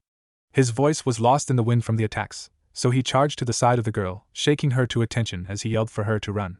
She nodded, her eyes wide with fear. Then, she seemed to vanish into the trees, her Pokemon back in the safety of their Pokeballs. Looking back at his Pokemon, he sent up a silent prayer to whatever deity existed, asking for forgiveness from his Pokemon. Then, he saw the flicker, and turning back to the clash of the titanic attacks, he saw his Shadow Flame spear falter slightly, and looking at his Pokemon, he saw Blaze's eyes drooping before finally unconsciousness claimed him and he fell forwards, the flamethrower ending as the combined might of Solar Beam and Focus Blast raced at Shadow. However, living fire seemed to come alive once more in his body as he vanished from his place, swiping his hat over Blaze and Shadow, who never got the chance to protest as she returned to the safety of Z's hat. However, he saw the figure, and somehow understanding the consequences of the alternative, he stood up, spreading his arms wide in a defensive manner as the beam hit him, seeming to pull at him as his breath left his body. And then, all was black. On the other side, Seal watched the boy. Just before he vanished, the green-haired boy had felt it, the will of the forest. This boy's spirit was a part of the forest it was born to, and would die for it. Then, he vanished, but he could still see him, a gift not many knew about him, and by not many, currently, only 3 others knew. One was the girl next to him, another was the current reigning ruler, the firstborn of the person next to him, the third would remain undescribed. Beside the Forest King, Trick watched the boy, saw him run when the attacks clashed. She expected him to run, after all, he didn't have the feel to him, but he went to his friend, told her to run, then he looked at his Pokemon, no, his partners. She could tell by the look in her eyes, after all, she had had it once. She saw him vanish and heard Seal gasp, then heard her own gasp as he swung his hat down, which swallowed up the Pokemon, protecting them. However, all that paled in comparison when she saw him block the attack with his own body. Sure, he would die, but he would wish he could. Why would he do such a reckless thing when he could have avoided it? If he had that kind of speed, he could have avoided the attack. Then, she realized, he couldn't control it, he simply reacted to the danger posed to his Pokemon, and acted to save them. And when the attack ended, and the Golade and Leafeon faded out of existence, she saw it, no not it, her, the tall black curvature like a scythe, the pure white body, the egg between her front legs. That boy, he acted to save a Pokemon he never knew, one that could save itself, but for some reason, he took the hit for her. Why? Trick said, as her form shimmered, a long pink tail sprouting from her tailbone. You mean you can't see it? Seal looked at his partner, the confusion in her eyes. He went towards the Pokemon, his body shrinking down until he was no bigger than a Zorua. Or, I suppose the better term is, you can see it, because of him. Seal amended as he touched the figure, his powers reversing, the figure vanishing, leaving only the egg behind. He channeled my powers right then, when he vanished. He saw the future, an egg, that's what he protected, because he saw the future, a future where the egg hatched and grew into a being that deserved life. Seal said, picking the egg up. This boy has protected the innocence of a Pokemon, the life, the existence of a Pokemon which I foresaw dying. Today in fact, but this boy, he challenged fate, the future, something I thought was set in stone. Had he been any other human, he would have ran, perhaps abandoning his Pokemon to the fury of our attack. Seal continued as he floated back to Trick, placing the egg in her hands. But he didn't, he took their place, he didn't cry out in pain, in fact he lost consciousness almost immediately. But look, Trick said, pointing to where he still stood, his arms outstretched. He protected the Pokemon egg, his will kept him standing and protecting it. I think I've seen enough, at least to report to Arkshan. He has my blessing, he has been accepted, as the next Mew. Trick said, a tear running down her cheek as her form shimmered, and she took her true form, the form of Miu, as the pair left, taking the egg with them. Naruto. Naruto. Come on, Naruto, wake up, dear. Naruto heard a voice, clear like water running over the rocks, calling to him as he tried to open his eyes. At first they wouldn't respond, and stayed close until he squinted as hard as he could, then forced them open with sheer willpower as he looked up into pitch darkness. Looking around, he saw the person who had called him, standing resplendent in a shimmering white robe. Naruto tried to take in her features, but they seemed to glow with some inner light that blinded him if he looked directly into it. Who are you? He asked as he shielded his eyes. You tell me, she said as she extended her hand to Naruto, the blonde placing his hand in hers as he blacked out, memories flooding his mind. Naruto looked over a railing at a girl, her blue hair cut short, and her cream jacket dirty from a fight. Across from her, Naruto saw a boy, his face set in a disgusted expression, both fighters with their hands extended as if going to high-five each other, yet Naruto somehow knew that wasn't what was going to happen. Why do you still stand, when fate has already declared me the winner? Give up now, Lady Hinata, for no matter how much they may wish it, someone can never change their destiny, and a genius of hard work can never beat a genius of skill. The boy shouted as the girl coughed up blood, the red substance staining the stone floor. Haha, is cough that what you cough? Tell yourself. As long as we cough, never accept our fate, we can change it. I never give up cough because that is my nindo, my shinobi way. Hinata said as she started to fall forwards, only for the boy to grow angry and charge her, intending to kill her. Only to be stopped by a man in a skin-tight green spandex bodysuit. Niji, come on, you promised you wouldn't let your feelings for the main branch get to you in this fight, the man said to the boy as he tried to break free. Having enough, Naruto leapt over the railing, using one hand to propel himself as he landed on the cool stone floor. As the medics picked Hinata up and placed her on a stretcher, Naruto bent down, dipping his fingers in her blood as he stood, pointing a finger at Niji. On this blood, I swear, I'll beat you and prove to you that you can change your fate. For that is my nindo, my own shinobi way, Naruto declared as the blood dripped from his fingers. Don't you know who I am? A little boy asked, his long blue scarf dragging across the ground as he looked at Naruto with awe. No, and why should I care, little brat? Naruto said, sticking his tongue out at the boy as he stumbled back as if struck. How dare you? I'm the honorable grandson. I'm the Hokage's grandson, he declared as he thumped his chest, puffing it out as he looked at Naruto like he expected him to bow down before him. Really? Well, I don't care if you're Gigi's grandson, I don't even care if you're his mother. Respect is earned, not given freely like some trinket, Naruto cried back as the boy stumbled back once more as the look of awe returned. You don't care that I'm the Hokage's grandson? Well, I'll show you, I'm going to be Hokage and then you'll respect me, the boy argued as he stood up straight, trying to look dignified. Haha, and how do you propose you become Hokage? You're just a brat, and you'll have to get through me if you want that title, Naruto said as he pressed his forehead to the boys. Please, it'll be easy with the lessons Ebisu-sensei is teaching me, the boy said as he shut his eyes and nodded before Naruto burst out laughing. Haha, that's a good one. Let me teach you a lesson too then. There's no easy ways to Hokage, no shortcuts, only hard work will earn you the privilege of leading this village, Naruto said as he puffed out his chest, giving his best believe it, look. Naruto! Sasuke! Naruto shouted as he leapt at the raven-haired boy, a sphere of condensed chakra in front of him. He could see his arm was covered in red energy, but couldn't remember what it was from as he flew through the air at a diving Sasuke. At the same time, Sasuke dove at Naruto, a ball of condensed lightning in his hand as he pushed against Naruto, both trying to overpower the other's best attack. Sasuke yelled as he pushed through, piercing Naruto's chest as the lightning coursed through his body, Naruto trying in vain to stifle the screams of pain as Sasuke turned and left him for dead. However, as he reached the edge of the forest, he untied the headband around his head, throwing it to Naruto, a deep cut through the metal from Naruto's attack. Don't come after me, the only reason I'm sparing your life is to show Itachi that I can beat him with my own power. Goodbye, Naruto, Sasuke said, whispering the last part as it floated through the air to rest in Naruto's ear as he fell unconscious, the rainfall wetting his prone body. We need something with claws or fangs. I'm not so good with controlling my chakra, so I'll supply the chakra, and you form the image in your head. Now focus clearly, because we're only going to get one shot at this, Naruto heard as he looked straight ahead at a giant deformed creature made of what appeared to be sand.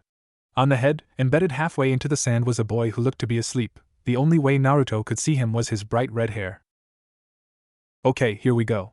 The voice said once more as a giant smoke cloud enveloped Naruto, and the owner of the voice as the wind blew it away to reveal a giant fox with abnormally large ears, and 9 flowing tails behind him. A fox, how ironic. The voice said again before leaping at the giant creature, sinking his new fangs into the shoulder, his claws gripping tightly as Naruto leapt off his head, running up the sand as he headed for the boy. Remember, boy, all you need to do is wake him up, a good hit should do the trick. The now fox grunted through his closed teeth as Naruto nodded, racing toward the boy, his fist reared back as he approached him.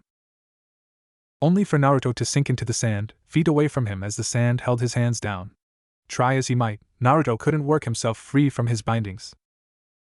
No, I refuse to let it end here. I won't lose now. Naruto shouted as he leaned back, forcing his chakra outwards for a second as his body came loose, and Naruto head-butted the red-haired boy as hard as he could as blood came from his head as the boy awoke, the creature crying out as he turned back into sand, and the boys tumbled through the air before landing on the treetops. Forcing his body to respond, Naruto got on his knees as he crawled towards the boy, the crimson-haired child trying to crawl away as he feared for his life. No, don't kill me! He cried out as Naruto crawled closer before falling down beside him. How did you beat me, Naruto Uzumaki? The boy asked as he still tried to move away as Naruto lay there. I told you already, Gaara. I fight for my precious people, not myself. That is how I beat you. You should try it sometime. After all, you have 2 siblings who seem ready to defend you if you'd let them. Naruto said as he sighed, looking into the sky as he closed his eyes, and drifted off to sleep. What was that? And who are you? Who are those people? Naruto cried as he reached for the voice only to find he was yards away from the owner of the voice, as if she moved him and left him. Standing to his feet, the blood rushed through his head. Who they were is none of your concern, after all what's in a name? The voice said as Naruto swayed slightly. Hinata Hyuga, Genin, uses gentle fist-style taijutsu. Niji Hyuga, Hinata's cousin, also uses gentle fist-style taijutsu. Konohamaru Sarutobi, academy student, was the 3rd Hokage's grandson. Sasuke Uchiha, missing Nin, left the village for Orochimaru's cheap offers for power. Gaara Sabuka, Genin, possesses the one-tailed bijou, and the ability to use sand in battle. Naruto mumbled under his breath as he lifted his head quickly, looking the woman in the face as his eyes began to water within seconds, but still he looked. Now tell me, who are you? Naruto demanded as he was forced to look away for fear of permanently damaging his eyes. As I said, what's in a name? The woman said as Naruto charged her.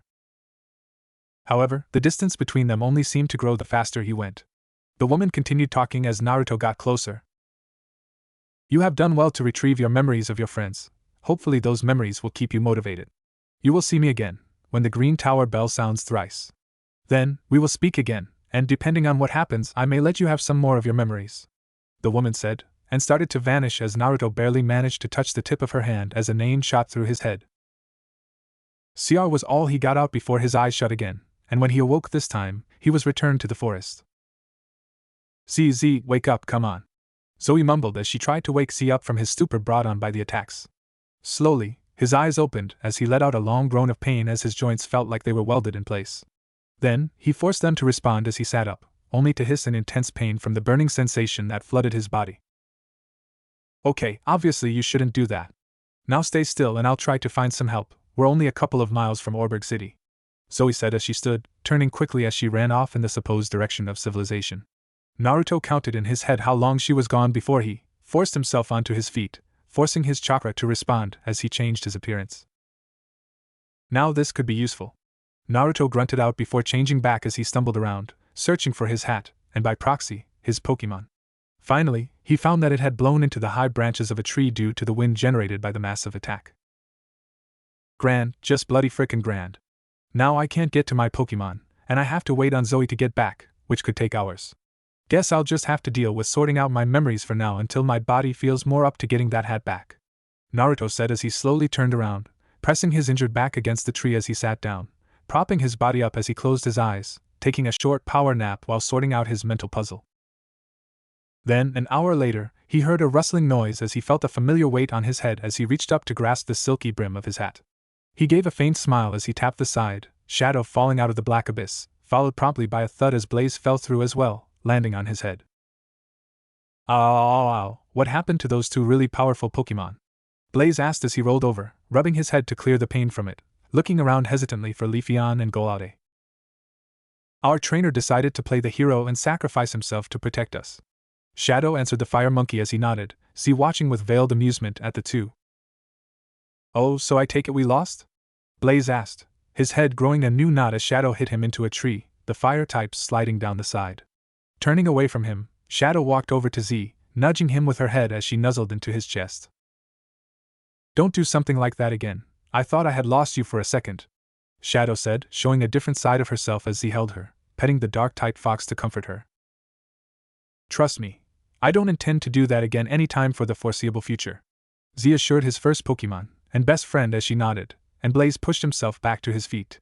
Walking back over to the snuggling pair, he blushed as he held his arms open as Z sighed, bringing him into the pile as he squeezed Z. As Shadow already said, don't do that again. I refuse to lose the only person who can give a chance at beating that fricking penguin. And I didn't want to lose my best friend, Blaze admitted, turning away and speaking the last part fast as to prevent Z from hearing him. And as I told her, I won't, Blaze. Now then, shall we get going to Orberg City to catch up to Zoe, and to get you guys some much-needed rest and food? Z said as he stood up, his bones protesting and creaking as he almost fell before Blaze steadied him as he began walking to Jubilife City. They had got about 500 yards before they ran into someone being chased by a swarm of combi as they came running right towards Z and his Pokemon.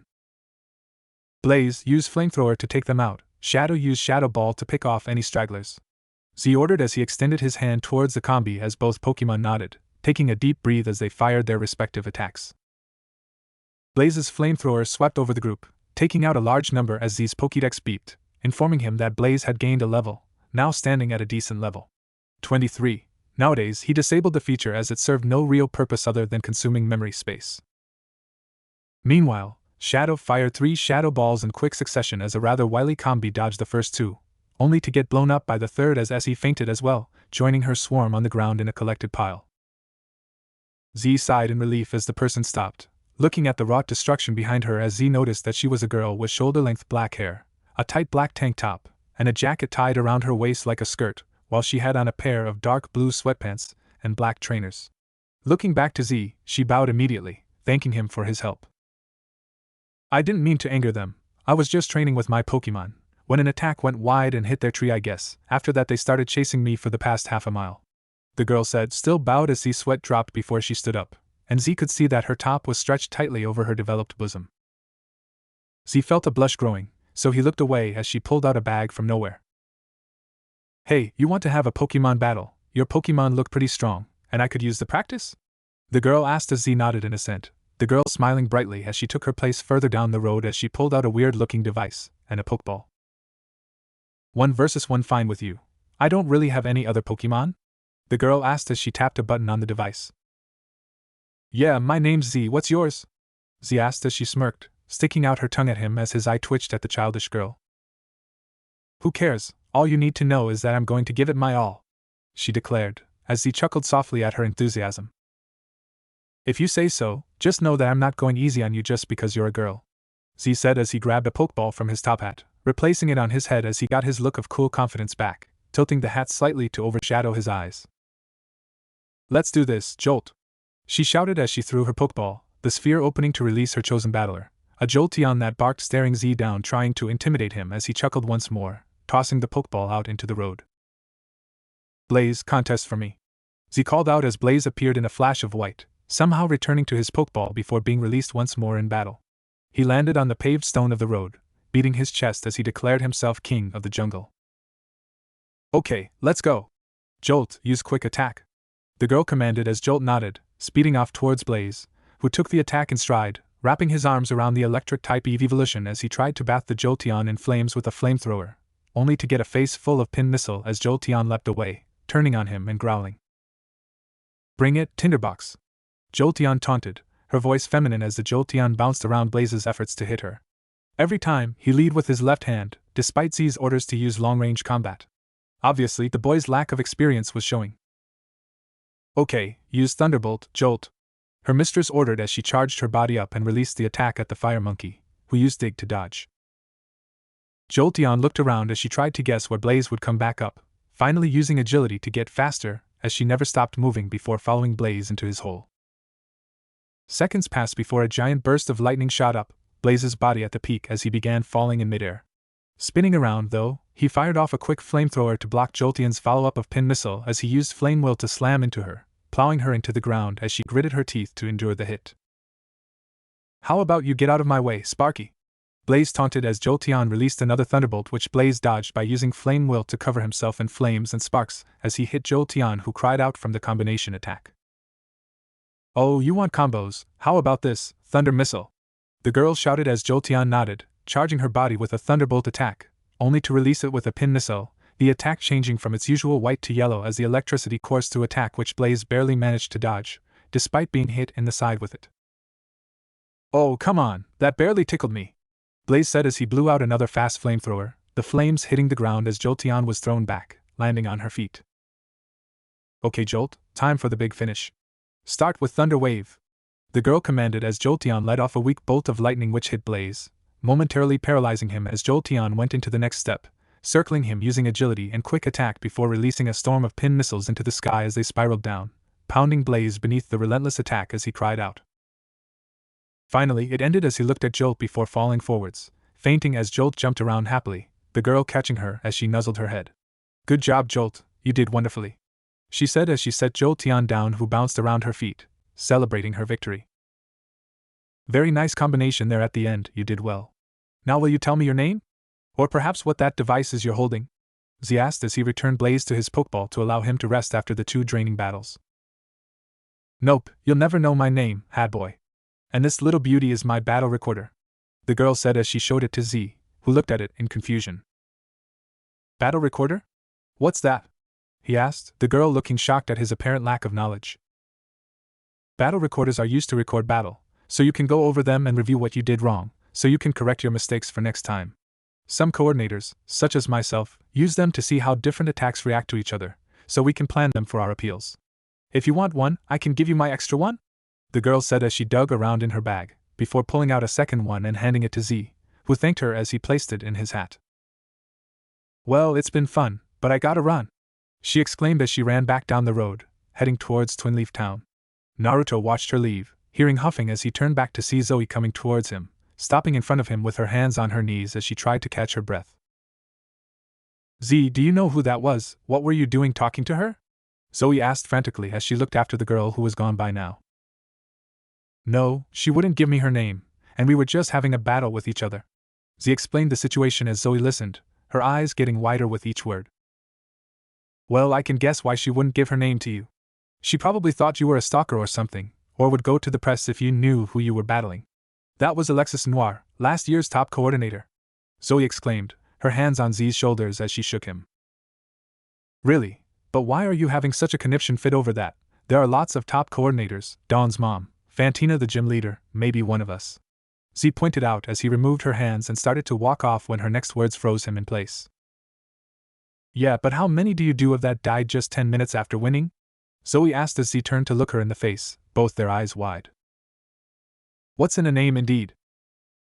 What if Naruto becomes Shadow Fox trainer in Pokemon?" End here and thanks for watching my video till the end.